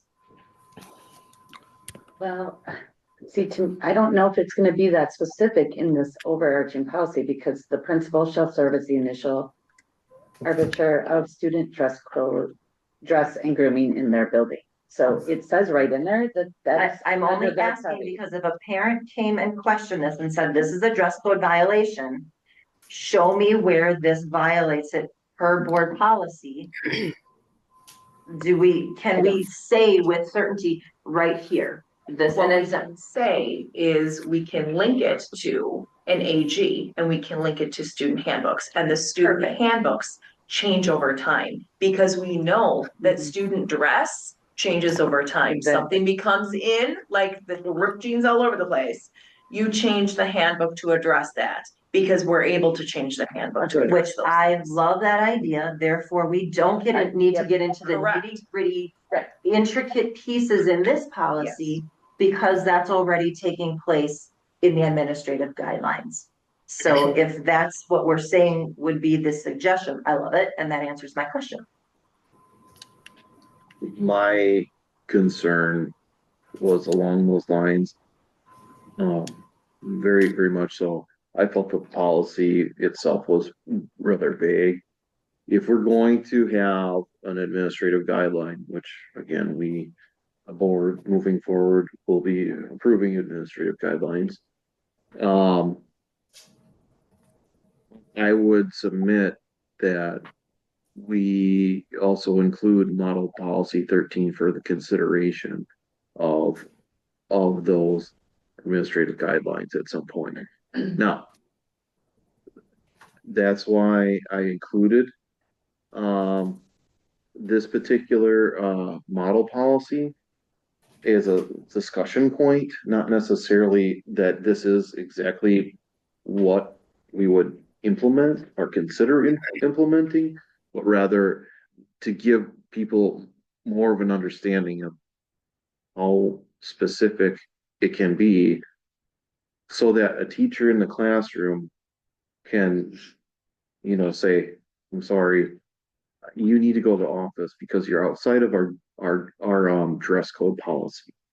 And of course, they would do that in an appropriate way and not be chasing skirt lengths with a ruler. Okay, so that's our concern. Right. So, and there's language can be put in there that's something to the effect of, as a general rule, skirts will hit approximately the within the bottom third of the knee or whatever the case may be. So can I ask a Yeah, timeout? the Because you fine. had talked about policy, but then you referenced that being an administrative guideline. So if we're talking administrative guidelines, would that be a better conversation when you get to the administrative guidelines piece? Because as Sarah referenced, there's individual handbooks and the dress code is different from grade level to grade level to, from elementary to middle to high school. Yeah, And so to have it more specific as our parent policy, I'm not sure that's wise, but I agree with you. We need specifics, and that to me sounds like administrative guidelines, similar to what we just discussed in yeah. a previous one. Let's kind of hold off on that conversation then. No, I'm not opposed to, I agree with you. That maybe we have to have this conversation when there's an administrative guideline, but, when we look at the administrative guidelines, I'm strongly encouraging our administration to also look at something that's a little bit more specific like this, when it comes to, providing the direction for our staff and building administration to know, hey, this is where we're outside of the administrative guideline, or where we're outside of the policy, so that we can be very clear and direct when we communicate with parents as far as what the violation is. And when then we're on the same page. So are you saying that the current dress code policy that each, I'm gonna say grade band, elementary, middle, high school, Mhm. that each grade band has isn't specific enough? I don't know that it is. Because You don't know, or you think that it is? Because if I say I don't know that it is, I don't know. But if I'm saying I don't think that it is, there's. okay, Is it well, that we then, don't- then but I I'll don't know rephrase my because I don't- statement, I don't think that it is. Okay. And the reason I can cite that is because, I hear a number of complaints within them, from parents in the community to say that, hey, listen, it's the Wild West at your high school, especially when it comes to dress code. So Yeah. this sounds like a better, when we get to administrative guidelines, that's a Yeah. more intricate, but then I don't know, if I'm hearing an action item in there that maybe the administrative team kind of takes a look, here's what they currently have in place, and does that provide the clarity that's there or improvements? Because this will come up prior to the printing, I'm hoping, administrative guidelines, prior to the printing of handbooks, Mhm. and those are in the handbooks. So administrators are gonna be taking a look at it anyway. Am I out of line and? That's correct. Okay. Any further discussion on that? I can tell that you're eager to say something, Sarah. Oh, when we get to the administrative guidelines on this, we'll talk about it. Okay. All right. Well, we can, reduce the blood pressure a little bit tonight. Is your blood pressure high? No. No. Just, I think it'll be a good conversation, I think so too. just whatever clarity and whatever's there, but it's not tonight. Sure. All right, any other questions, specific to the 5,000 grouping of, policies here tonight?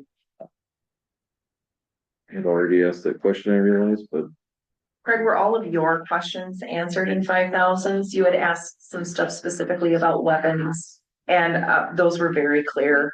yeah, All those pieces. I did have that question remaining yet about weapons. I Are you talking about 5772? Or Yeah, are you talking about the guns? Because you had talked a little bit about, in the suspension portion, writing about how this will be sent to expulsion, but it is very clear in state law and the portion underneath regarding expulsion that it is expellable and that it will go to expulsion. yeah, I was confused by why it didn't, The top portion is just about suspensions and the bottom portion is just about expulsions. yeah. Okay. So then it's why- referenced in both. You first suspend, Okay, then you put through the notice of expulsion, and then you expel when a student brings a gun to school. so. Right. So you're just saying it's just a function of the process. That is You know, anytime there's a expellable offense, it would normally move to, suspension first, then expulsion. Okay, Yes, you do your 5-day suspension, and then you do your notice of expulsion, which Okay. will increase it up to 15 days. And while you're doing that, you also have your expulsion hearing set and you go through those steps. okay. I'm fine with that. I mean, Makes sense, because you're getting them out of the building immediately, Correct. suspending them, I not can, waiting for the expulsion to. Yep. right, So can I ask a clarifying question? Sure. I'll pull this off and ask it privately because it just, that this is a better place for it. sure, And that is, we have a number of farm kids in the high school and a number of them work on the farm prior to going to class. Let's say the kid comes to school and they forget to take their pocket knife. That happens. Whatever. Yeah. Is that an automatic 5-day? No, not at all. And it's based on intent. So we were talking about No. guns. And the reason I'm asking is, I don't think it says any of here based on intent, because when I read it, I Correct. can tell you, my kid has been to school with a pocket knife, he come home, crap, I forgot, and it was a legit, I forgot to take it out, Yeah. and look to see, I don't think there's anywhere in here about intent. No, and if we put intent in there, then it is That's objective and we're question. not gonna put that in there. Mhm. But I will tell you, we have had kids that have been on Boy Scout camping Mhm. trips and have stuff in the bottom of their backpacks. Mhm. And they're like, oh, and they literally will bring it into a teacher and go, I forgot. Mhm. And the teacher's calling up the principal saying, oh, this kid has a knife. Oh, that's not how. that I just works. wanna make sure, because, yes. Perfect. I don't know. I was just, my biggest concern was, that we were taking it like seriously, that, there's no question. Guns come to a school, on school grounds, in your vehicle, whatever the case may be. That is correct. And that is for any adult Yeah. and any student. Right. And that is immediate And in exclusion. fact, that's a felony. Correct. So. All right. Any other questions? All right.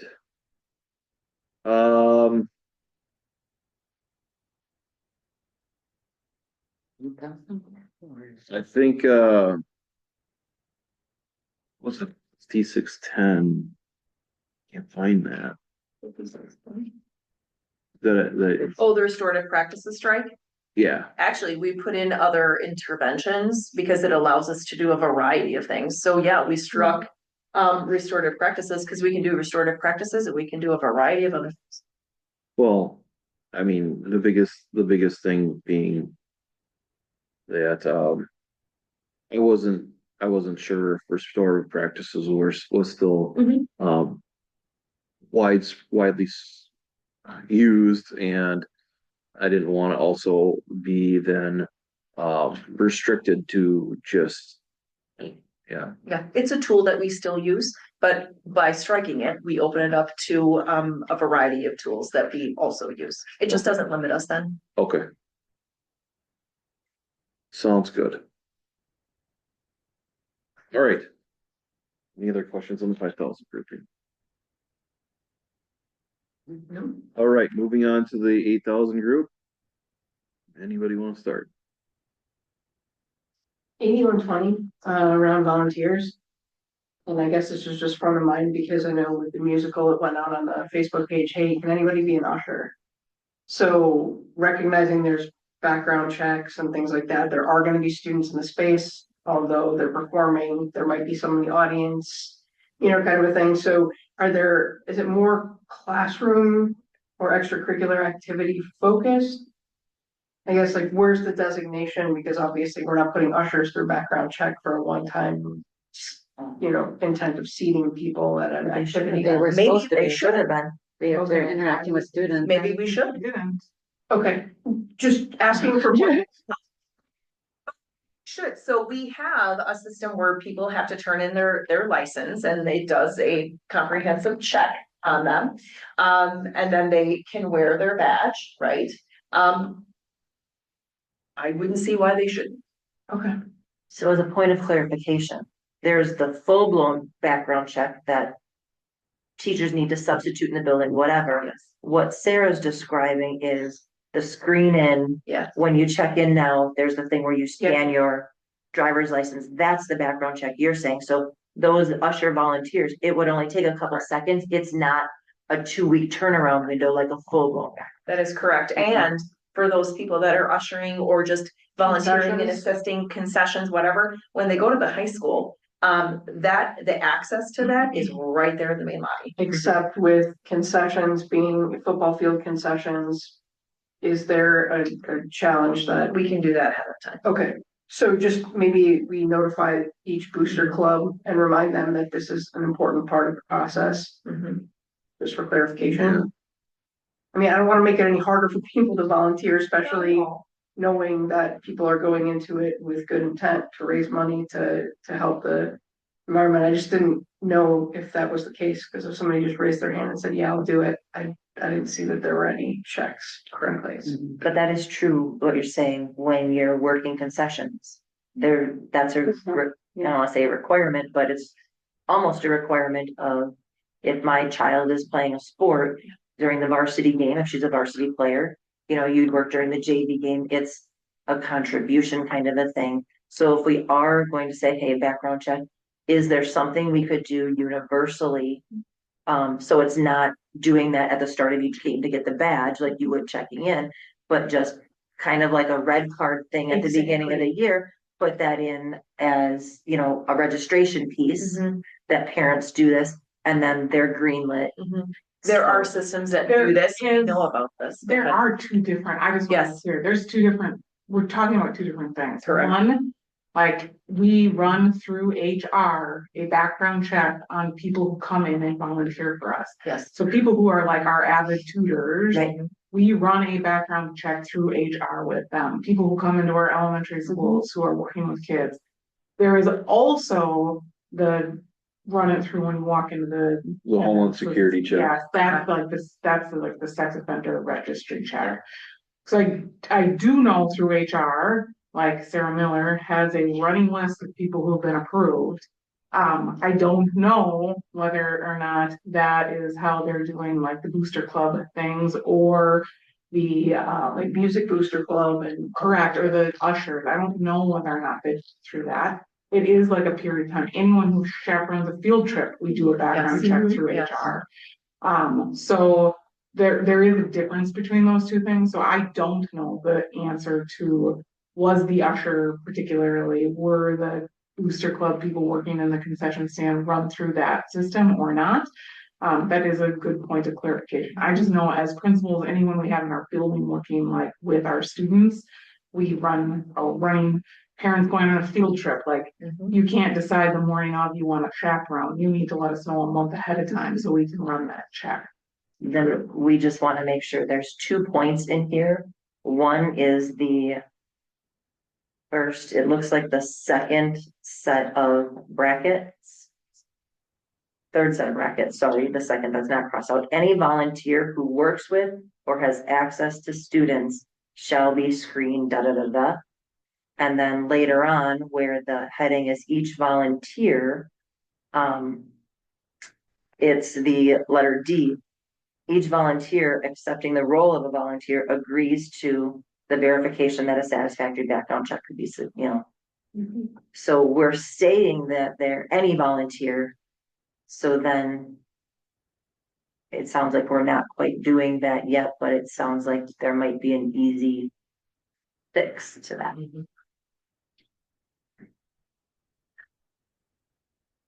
I have two other questions. And I don't know, I would think that, I'm missing the frequency of a background check because, you know, things can happen between the time that you do the background check and, I know there is So- frequency. So the one that Margaret does or HR does, is that yearly? To be Or honest is it with you, 3 I think years? we ask people to submit yearly. Okay, I don't wanna promise I know the answer to that one. right. I'm The almost one, positive, like the it's chaperones yearly. have to do it I annually. feel like I did it Chaperones. yearly when my kids are younger, Yep. obviously. Yep. so, Wow. the one at the door is every time you do it at the door. okay, Cause That's good. That's That's good. not as in depth. It's sexual offenders. Yeah, okay. So it's not gonna show up that you have a DUI. right. Like if you're, I'm not sure. So do we have like, would we put, oh, this is specific to volunteers? But yet they would still, yeah, there's that second bracket that other bracket where you would go through the in-depth criminal history check. Is that something that we would put in this policy that states that at least annually? I think that's a great question to know how we do it now, to be sure, and then check with Margaret. Okay, I think it's a great idea, Craig, and I think that it is necessary. Agreed. I think we just need to check with the people who are doing it now, because I think we're unsure as to how frequently it's already been doing, but great Couldn't- point. so instead of holding it up for the lack of language, do we move it forward with that, with that ad and then expect that if there is like some sort of a challenge to that it gets brought forward? Fine. Okay. And then the other question I would have would be, is there some sort of, like an administrative guideline? I don't want to create a bunch of extra work. I know it might be a dumb question though, but what happens in the event that somebody fails it? They are notified. I mean, because the person that happens to be doing the check, let's say if it's the sex offender registry check at the door, you Yeah. know, and There's an alert. there's an alert to say, I'm sorry, I That can't let you person, in. So it's gonna Okay. come, let's be honest. They do, and I'll be Right. honest, if there is something that is in somebody's background, Right, they have, and they're being honest about it, they have told principals, and Margaret deals with that. okay, And so that's a great question for Margaret, sure. but Okay. she, and I believe notifies people when they don't. So really, that's just handled through the HR when It they do the really is, regular, yeah. okay, gotcha. Probably at the individual building.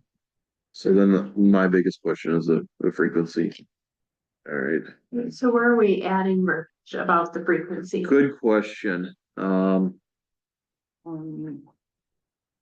And maybe Should E, just adding a sub point E, that would be with the frequency that these checks happen Shall be annually. subjected You know, or to something like that. a background criminal. Or can we add it at the end of any volunteer who works with or has access to students just submitted criminal history backgrounds or records check prior to being Annually. allowed annually at the end of that? Yeah, I don't know if I had that anymore, cause last year I went in. For the Yeah. school, Woo-hoo. and they're like, oh yeah, you're in school. That you're or good. at least annually. School board is. Because we had it back. I mean, because if you Because say we already said annually, that. then, well, I already submitted it. If I say at But- least annually, We have a teacher. Okay. if we did it, we decided to do a check Yearly. more frequently, then we can't. Without looking such a.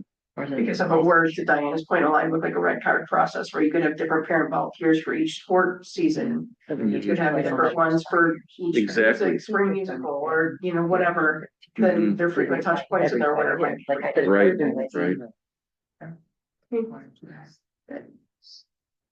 Okay. Any other questions on the 8,000 series? I have one question on 8463, which is the students without parents. And I think the only question I have, and it's more of a point of clarification, we specifically mentioned Dr. Jefferson County, recognizing that we may have open enrollment. Do we need to extend beyond those two counties, or are we only talking about we will refer them because they're the counties that Watertown serve? Yeah. Okay, perfect, thank you. And then they would do the that. Yes. Good question. Any others? Sam. Sam, do you have any other questions on the 8,000 series? Yeah, so specifically on 8395, student mental health services, I had a couple of notes about that, and thank you for asking, by the way, I do appreciate it. On that, the second paragraph of the policy, the second line has the phrase, well, actually, I'll start from the beginning of the second paragraph because it's kind of it's the sentence. The WUSD will assist in facilitating students' access to mental health services when appropriate through the Student Services Department and in conjunction with the student's parent and licensed agencies at the school. I think that in the interest of making it clear that we're doing it not like the parents are part of it, but that it's ultimately with the parents' consent. Obviously, exception cases notwithstanding, like we talked about earlier in the 5,000 section. I think it would be worthwhile to rephrase that statement. And I do have a sample or an example of how you might rephrase it. You could say, through the Student Services Department, in conjunction with licensed agencies at the school and in deference to the student's parents, state laws, excepting circumstances where state law applies, or something of that nature. We have a different word other than the big word if we're taking reverence out because it's too big, just making sure. Oh, no, You know what I I'm didn't saying? think reverence was too big for the teachers to understand. I thought that, for one reason or another, reverence is not being shown. And before we assume bad intent with the teachers, we should clarify that it is a situation that they understand. I mean, if you'd prefer to not use the word deference, I mean, for sure. For that. Under parental authorization. Sorry? I guess I'm confused, Sam.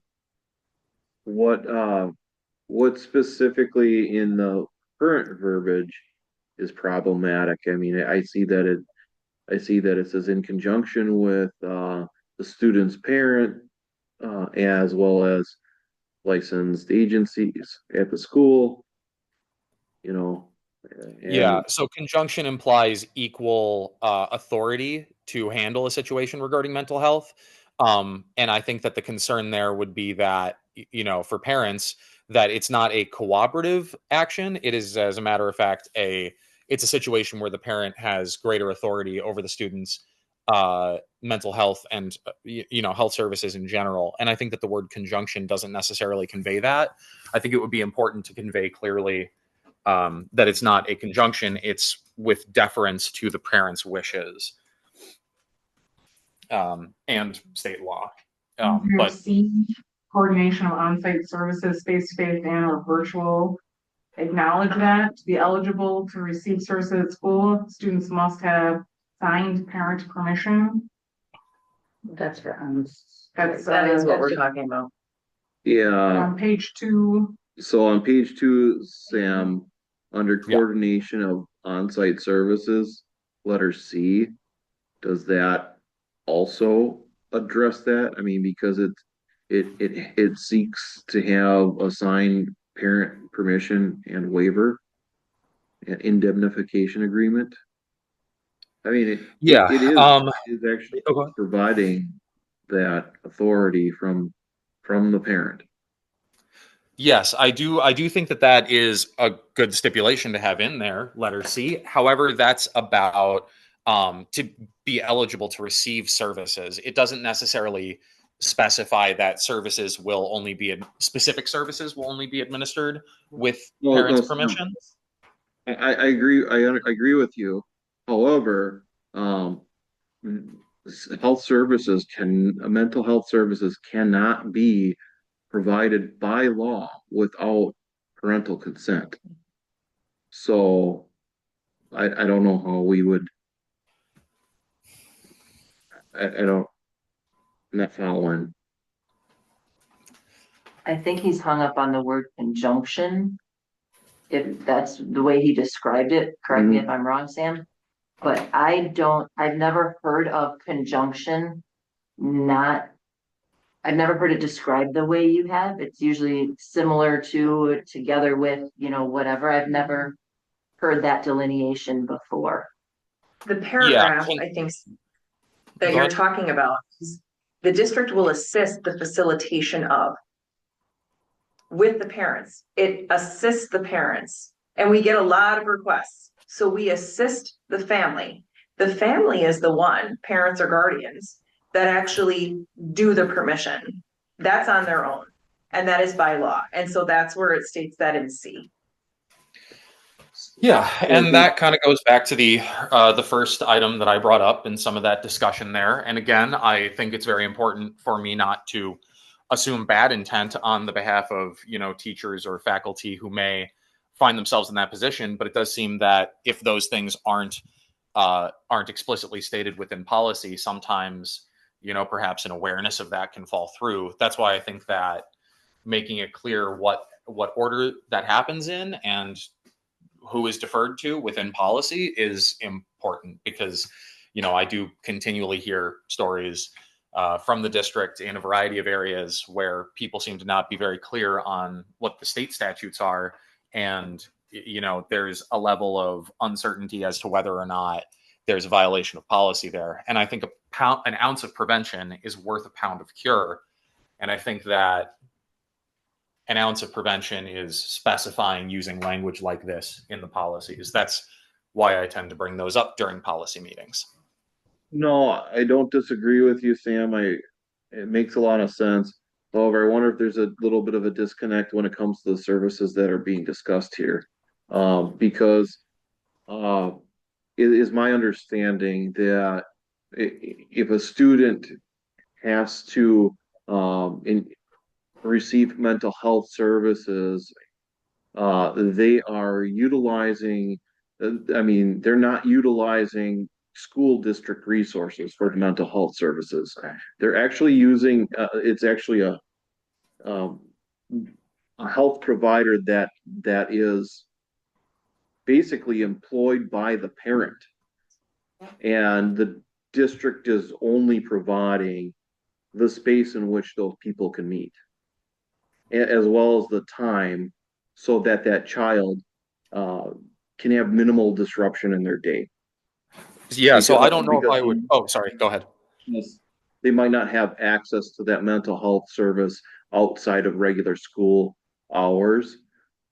So that's really what we're talking about, and it's this particular policy, if I am understanding it correctly, governs that relationship between that child and that licensed practitioner that the parent is hiring.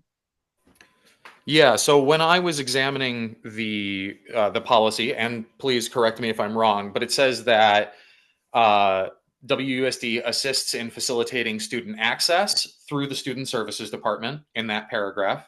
If you scroll down to school district mental health professionals, it says the Student Services Department that was previously mentioned is available to assist students with mental health concerns, including providing services within the scope of the staff member's professional abilities and or licensure.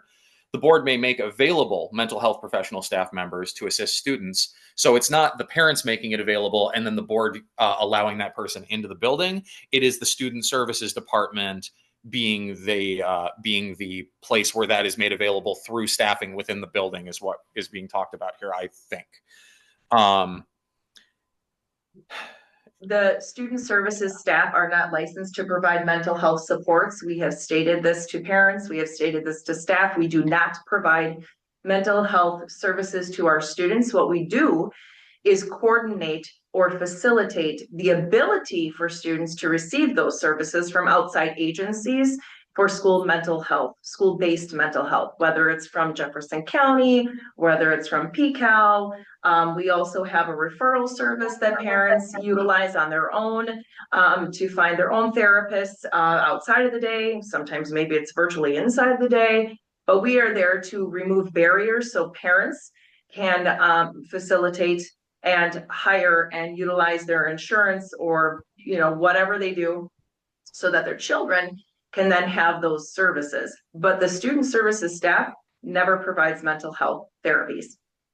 So I do hear what you're saying, and I suppose I would say I'm happy to hear that or to get the clarification on it more precisely. However, within the policy, that is not what the policy itself states. The policy states that the Student Services Department does assist students, including providing services. So perhaps this would actually be something that would be worthwhile to adjust then within this policy and to adjust that language towards the bottom of page 1.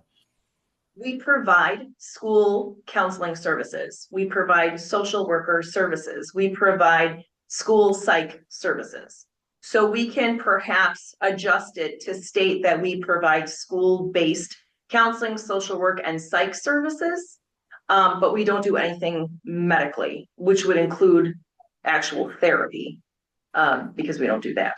Could We could do a clarifying point. the clarifying, I'm just wondering to get to Sam's point, I understand what he's saying, yeah, Yeah. I read it similarly. He's in where it says student district mental health professionals, that first paragraph under that heading.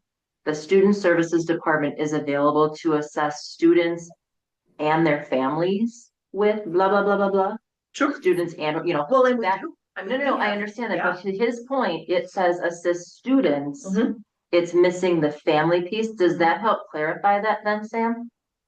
I do think that that is getting closer to it. I do think that it's important to, like I said, I think clarity is the key to transparency, which is the key to having a happy school district. And I think that that helps provide clarity. I think an even greater degree of clarity would be to still specify that no specific services shall be administered or shall be provided without that parental consent. And again, I know that it talks about a similar topic on the second page under item C, as we talked about.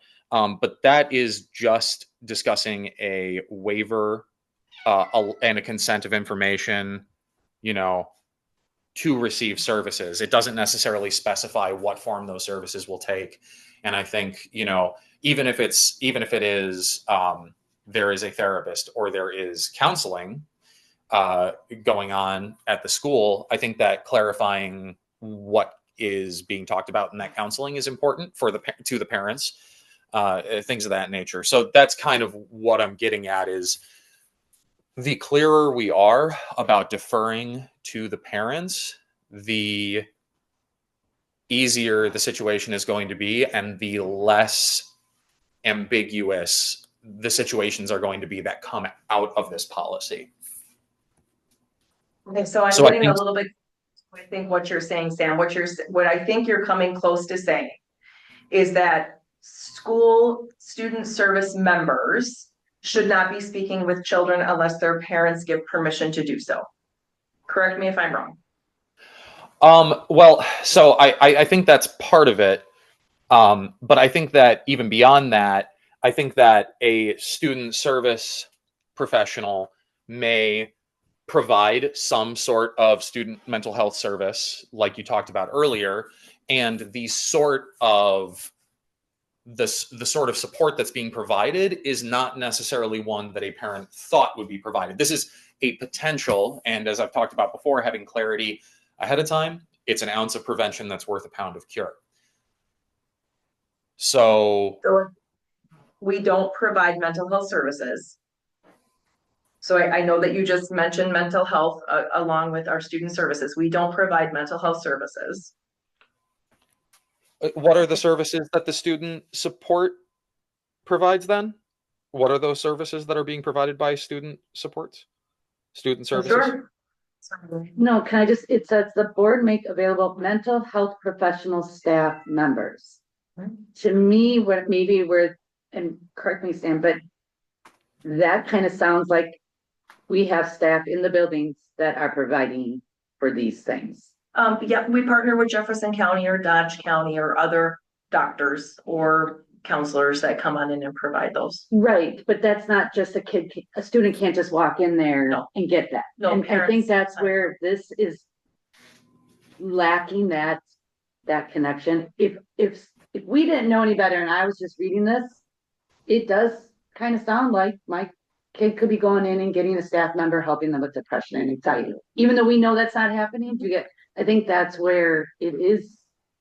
And I don't know if it's because it says mental health professional staff, because Jefferson County is not our staff. Correct, they're not. So it does say, am I kind of connecting with you, Sam? Make available mental health professional staff members. Yes, yeah, that is certainly that's certainly a component of it. I just think that there is across the policy, I should say, not board, that's confusing. Across the policy, there is an ambiguity as to exactly what level of authority parents have in their child's, in their child's mental health care within the school. Sarah, I do hear what you're saying about the manner in which you conduct and by what rules you conduct, but I still think that clarity within policy is the key to a sense of trust and transparency between parents and the district. So to that end, I'm strongly encouraging you guys to add in some clarifying language that states that express permission from parents must be provided before specific services are provided, because it does not come across apparently within the policy. Diana, you had something? I lost it. I would submit just this as a possibility, in that sentence, I guess. Student service department is available to assist students. Okay. At the end of that sentence, maybe having another sentence that says, mental health services will not be solicited by the student service department without parental consent. So we don't solicit. I know that, but we're clarifying that. Right, so it's not, I don't know that it's mental health services won't be solicited. I think that it's addressed in C, where it's mental health services will not be provided without parental consent, which is in C. And in it gets back to what I was gonna say before, it's already saying in that second sentence, it's in conjunction with. It doesn't say maybe, it says it will be in conjunction with. So it's saying it's already being done with the parent. If those things aren't happening, these pieces all have to be together for it to work. So in conjunction with student services, the parent, and licensed agencies at the school. So Yeah, I think we're getting. And that's kind of why that was the statement I was centering in on in my initial comment about this policy, was because the word conjunction implies that the parents have no greater authority in the situation than the other groups that they are working in conjunction with. Now, while that may not be the intent, that is the idea that is communicated. And again, for the sake of clarity and transparency, an ounce of prevention is worth a pound of cure. I think it would be very, very helpful for us to clarify by changing the word conjunction, or the phrase in conjunction with, to in deference to, or something approximating that if we don't like the word deference. So the issue I think that I'm having with this, Sam, just from a practical nature, is that will assist in facilitating access. We facilitate the access because we are the ones who know where to access information, and then we provide it to the parents to take over. Parents, what you're saying, and we do that in partnership, in conjunction with, because we are the experts, so they seek out the information from us, and then we provide it to them. So Yeah, I think you're talking about. Yeah. Yeah, I totally hear what you're saying, Sarah. I'm not questioning your conduct or the conduct of your department within the district. I'm talking purely about the language that is within the policy that is before us. That is my focus in this area. The language of the policy, not the conduct that is occurring within the district in this case, but the language and what it communicates. And that's for a couple of different reasons. I've talked about it a few previous meetings, but I don't necessarily need to go into the specifics of that now. Again, what it comes down to is I just think the phrase "in deference to" works better and communicates more clearly the role of the parent in relation to the school system than "in conjunction with." That's where I'm at with that. But that's really, I think I've expressed myself pretty clearly there. So if the policy committee would prefer not to make that change, that's fine. I think I've said my piece, and I'll leave it at that, and I'll let you guys decide and kind of work out where you want to go from there. Okay. I'm just gonna say again, deference is too big of a word for many people. Sarah just used the word "in partnership with." So instead of "in conjunction," you use that in your description to Sam. Can we change "in conjunction to" "in partnership with"? And does that take No, care? I don't think it does. I think that Sam is concerned that there needs to be a greater emphasis on this student's parent being in control of the process. But that's not gonna happen based on what Sarah just said, because the school, I'm gonna say WSD, has by far more knowledge and resources in this, or the parent wouldn't be seeking this. Parents that, if I have a child that has depression, anxiety, and I go and I know that, and I can go and provide those resources, I'm not going in conjunction with the district. I've done that on my own. I'm under, and correct me if I'm wrong, but this gets bigger at those that don't know where to turn, don't know where to go. Here are some suggestions, or it could be, here are some suggestions I have. Oh no, I'm good. I've got this, or thank you. So right now, the district, from the way I read this, does supersede it a little bit because they have more knowledge. But the More district knowledge of what? of the services that are accessible. Okay. Because that's where this is Just going. wanted And then the to- parent then is in total control. The district doesn't tell you, do this, now you do this. It's, here is a plethora of services and things that you can use. These are a little more expensive, these are less expensive, these are free, this is whatever. It's now putting the parents in total 100% control of where it's at. But up until that point, the parents have very little, if any, information. And correct me if I just misspoke. That is correct. So I do Very good, understand that that's how the district operates currently. I understand that that's the way that Sarah and her department operate. However, that is not what the language of the policy communicates. The word conjunction means with and then joining, junct, like a conjunction in a sentence. And that implies co-equal ownership of the process and co-equal ownership of the decisions being made, when in fact the parents are actually the ones who make the decision about the student's ultimate access to those mental health services. That's why, because we're not talking about curating options, we're talking about providing access to those options, opening a door to those options. And if a parent does not wish for a door to be opened to those options, it's not a co-equal decision being made between the district and the parents. It's a decision being made by the parents, which is then fulfilled by the district. If the parent says, I would like, so say I have a child and my child suffers from anxiety and I would like my child to receive services for anxiety, I first request that the district makes that access, and then the district fulfills my request as a parent to make that access. Does that make sense? Yes, that does make sense, and that does happen sometimes, Sam. But there are other times where we have talked with parents and we have said, hey, this is what we're seeing at school, and there's a recurring pattern of whatever it is.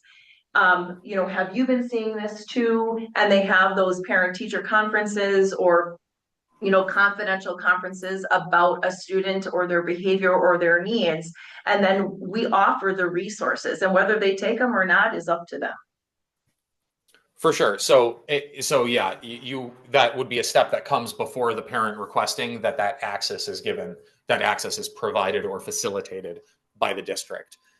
Again, when it's not talking about, it's not saying if it said the WUSD will curate options, mental health service options for students to access, that would be a different statement. It says it will assist in cooperation with the student services or through the student services department with the licensed agencies at the school. It says it will assist facilitating student access. So there's going to be a collaborative project to facilitate student access, right? Facilitating being providing the, like, making the opening the door to that access, not curating options of access, but opening that door. That is what we're doing. Yes. We are doing that. The district is facilitating the students' access to get the mental health services with the parents' permission. Yes. So Yeah. just, I guess, it feels like the language is a hang up. So I guess just a thought, and I'm curious, I guess, Sarah and Sam, because it sounds like the two most engaged stakeholders as to what the final language will be as part of this conversation, is to say WUSD through the Student Services Department will assist in connecting students' access to mental health services through licensed agencies and at the request of or with the permission of the student's parent. Yeah, that is what we do. But if we say worded- that, if that we worded- say it from that language perspective, will that clear, is that accurate for you? That's And Sam, accurate. Sam, does that meet the needs because it is at the request of or with the permission with? Yeah, that would be a variance of my initial proposal to use the phrase in deference to. So yes, Like, clarifying Can you just- that it is at the parents, it is at the parents' permission, not in cooperation with the parents. It's not a collaborative project. It's only collaborative in the sense that the school district is providing that service. It's not collaborative in any other sense because the parent has a greater deal of authority in that scenario. So yes, I do think that is a perfectly fine substitution. So the WUSD through the Student Services Department will assist in facilitating student or connecting students' access to mental health services when appropriate with licensed agencies at the school at the request of or with the permission of the student's parent. And we can fine tune a word here or there kind of a thing, but I mean, just kind of checking the boxes. And what I would say is parent/guardian. back to your example, because I know I've done this too as a teacher. It's not always at the request of a parent. The example you gave is, I'm seeing this, we've been seeing this, have you seen a lot of this at home? And then from there, hey, these are some things that are there, Yeah, but so But it that, doesn't go any further. no, but until I'm the just parent saying is that involved. the way that that's worded says that those aren't provided unless there's did I not hear it That's correctly? why I did The or yes. instead of You said an and, or, sorry, at the okay, request of I missed the or, permission my with. brain put an and in there, Yep. okay, then I'm good. My brain jumped, then I just wanna make sure. No, it's a great point of clarification. is the policy committee, well, let me ask Sam. Sam, are you comfortable with that change? I mean, does that address your concerns on that particular part of this policy? It absolutely does. Yes. Thank you. Does a policy committee feel like that is acceptable language to put forward as to first read? Yeah. Okay. Sounds good. Are there any other particular areas of this particular policy that jumped out to anybody? I do have one. I don't think it'll go as far as that conversation did, but under the coordination of on-site services, What number? letter A. Same policy. Oh, same Oh, path. sorry. I did too. I'm seeking the clarification. It says all individuals providing services must be working under an agreement between the district and a licensed agency approved by, and then it has checked off the superintendent. It is the superintendent, yeah, prior to commencing services, we have a memorandums of understanding. Okay, memorandums of understanding. So this is a legal document, a legal agreement with the provider in order for them to practice within the facility. Correct, or for us to contract with them to practice in the facility, yes. My question is, so it's currently the superintendent. It's the same type of thing that we do when we have the Department of Health Services come on in for nurses. Or we do with our, oh my goodness, CISA, for all of our services coming out of CISA. There are so many that we do, yes. Okay. All right, thanks. That's a clarification I needed. And that's not designee, that is just the superintendent. So like they'll send it to me and then I will, sometimes I sign it, he knows that I've signed it. It can say designee, however, what I will say is everything that I have in contract form, he is aware of. And he is giving approval to, but those contracts we take very seriously, those memorandums of understanding we take very seriously. And we have a lot, CISAs, health departments, I mean, they're all over the place. I just, in many other places, we have whoever or designee, I just. Right, and if It can say designee. I just didn't want It can say there to designee. be a, well, It can say Sarah signed this and, I Yep, just I want to just make signed sure them. we're clear. Johnny signed them, we're all signing them. So then it should say or designee. Just make that adjustment. Mhm. I mean, if that's current practice, then. All right. I'm trying to keep it all straight, but I can't.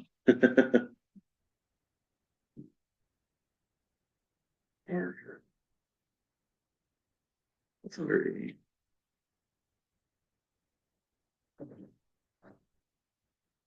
Anything else on that particular one? All right, hearing none.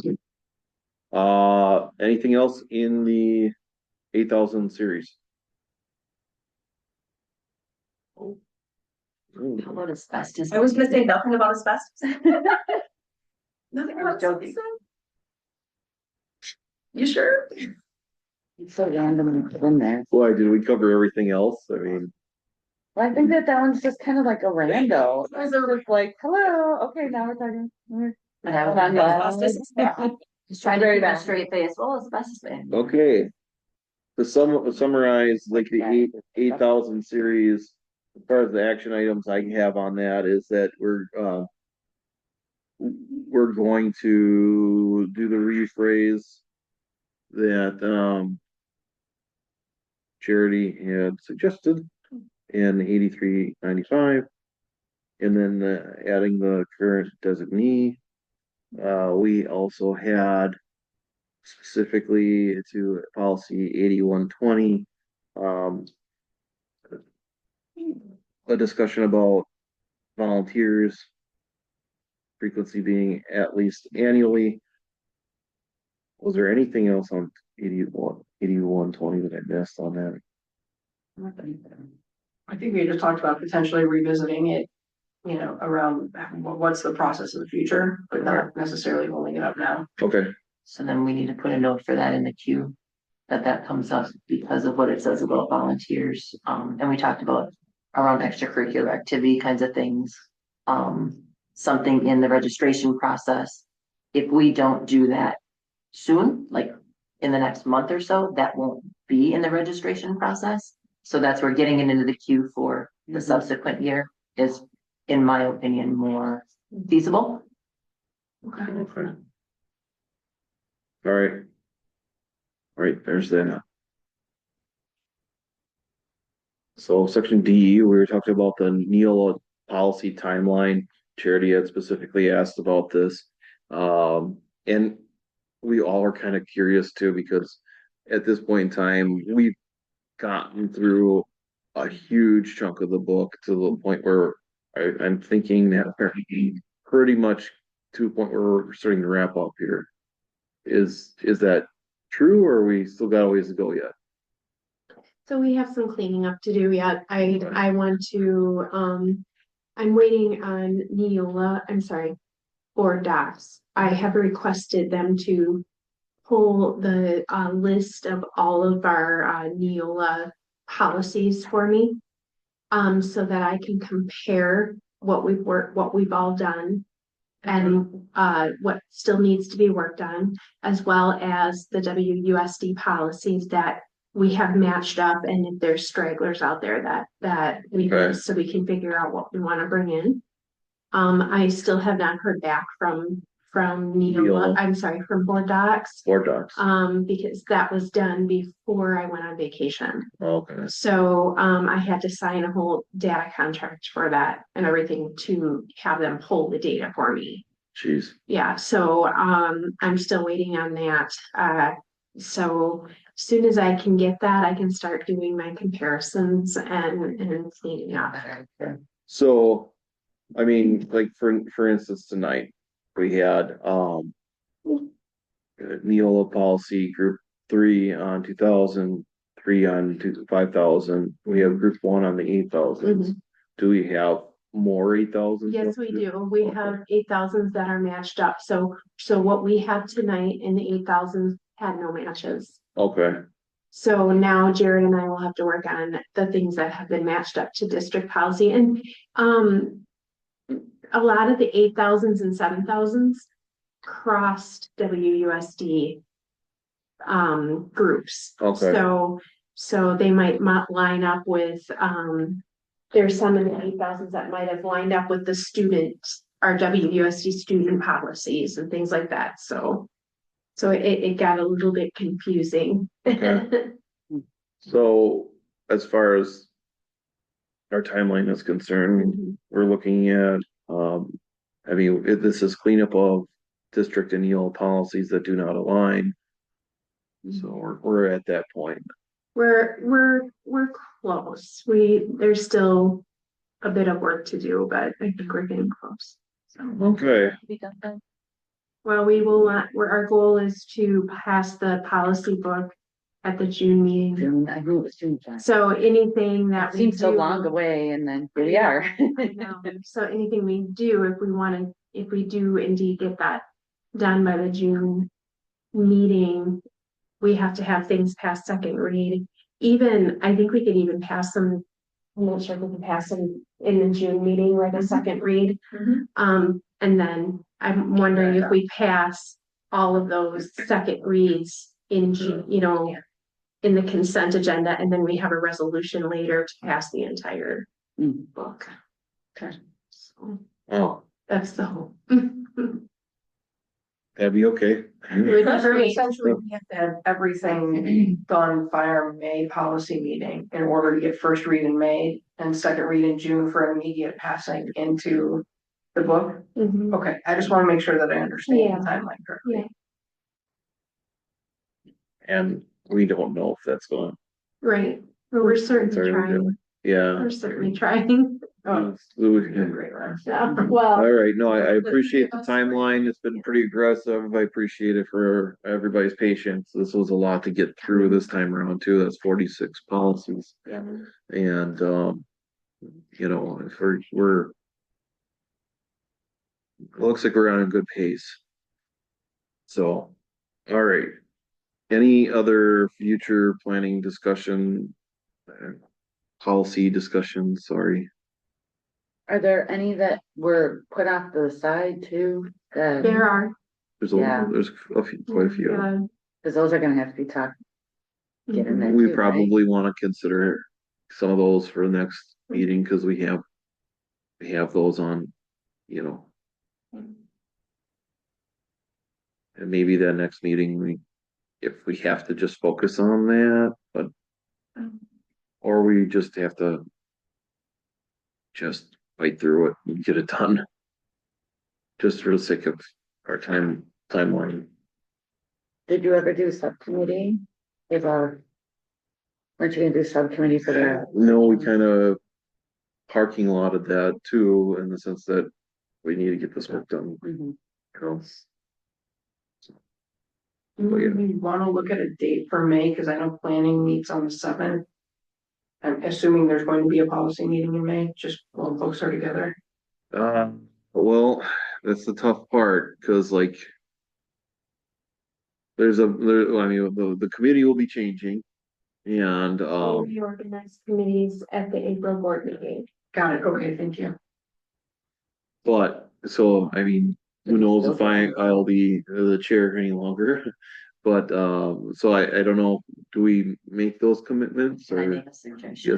Yes, So we had this conversation, David Schrader and I, we need a committee, or excuse me, a meeting of the chairs. I think Yeah. this came out of planning. that's right, And so the only Monday that we don't typically have a meeting is Monday, May 5th, May 7th, whatever that first Monday is. right, And so with that, typically we'd start at 5:30.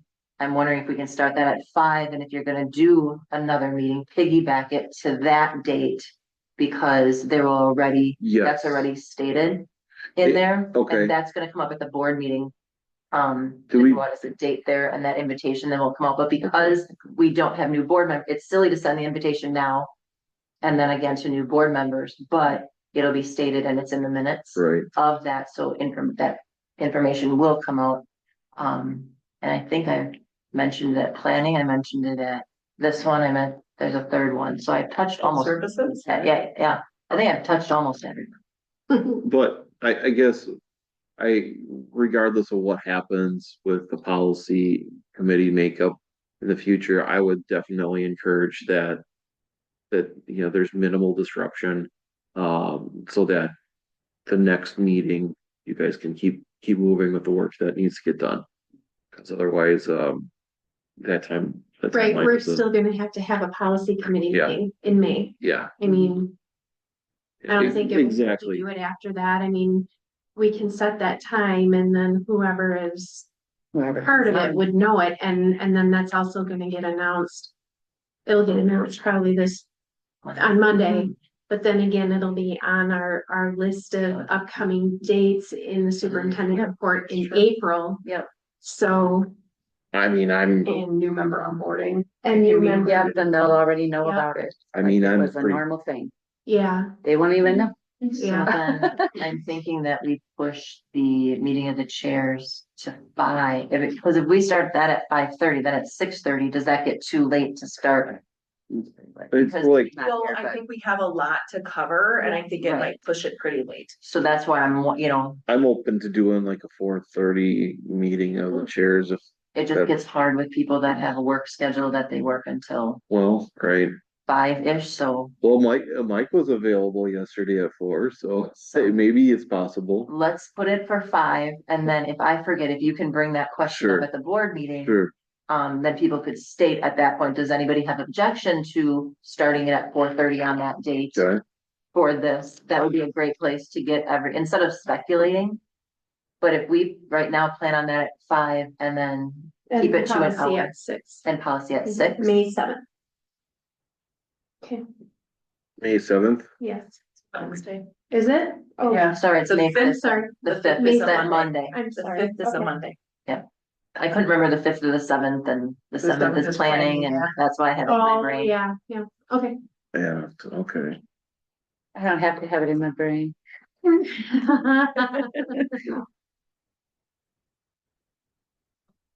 You might wanna show up, just come. Oh, I will. You guys, I'll be here. Well, I'm not. I mean, we're talking 2 months away Especially from June. yeah, so My son's leaving me. I'm gonna be like, But I'm busy. you're okay, I appreciate that then. And you'll still be available for next April, or for this April yet, so we're good. So before adjournment, I have one more thing. Yes, I'm sorry, go for ahead. you, but I don't want to jump ahead because you haven't moved to that section. Past items? Yes? All right, go ahead. So with past items, I would just like to make a recommendation for consistency. I love the fact that we have action items in there. If we could put in parentheses when it's completed. That way, it's just easy to reference back. So if there's a question, this was done on this date. Hey, Craig, I saw that blah, blah, blah was done. It says, that just gives you an easy piece. Otherwise, it's here's, oh, you know, so-and-so was doing this, when did that occur? It's just, I'm finding it an easy practice. Hey, I did this on June 5th, and we just put it in there right away, Right, just for. See, I wasn't even putting in, I put in the things that needed to be done yet. Anything that was completed, I did not put in past agenda items. So those are just things These are that things that we have to work still on. need to be worked on. yes. Yeah, So that's those- how I did mine. No, and that's okay, Otherwise, but then, this would be this. but then in the meeting, yeah, then it's just, okay, are there any of these that need to come post? And each meeting runs differently too, Yeah. so that's good to know.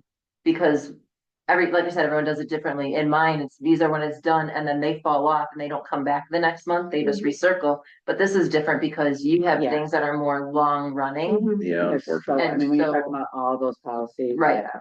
so it's just crazy. But no, that makes sense, because now, at least I know that these still have Yep, not these been have to be worked on. done. Mhm. Cause I thought, oh, some are done, some aren't done. How do you delineate? You've already. Yeah, delineated and these, in reality, this is probably, the list for this is actually probably like.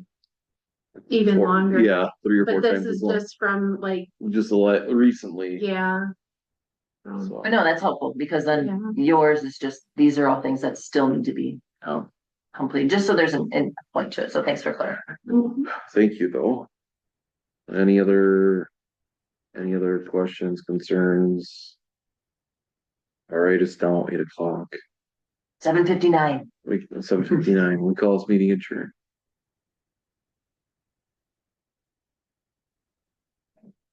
So, when am I officially done? You, All these mixed signals, I don't know. April 27th, that Sunday.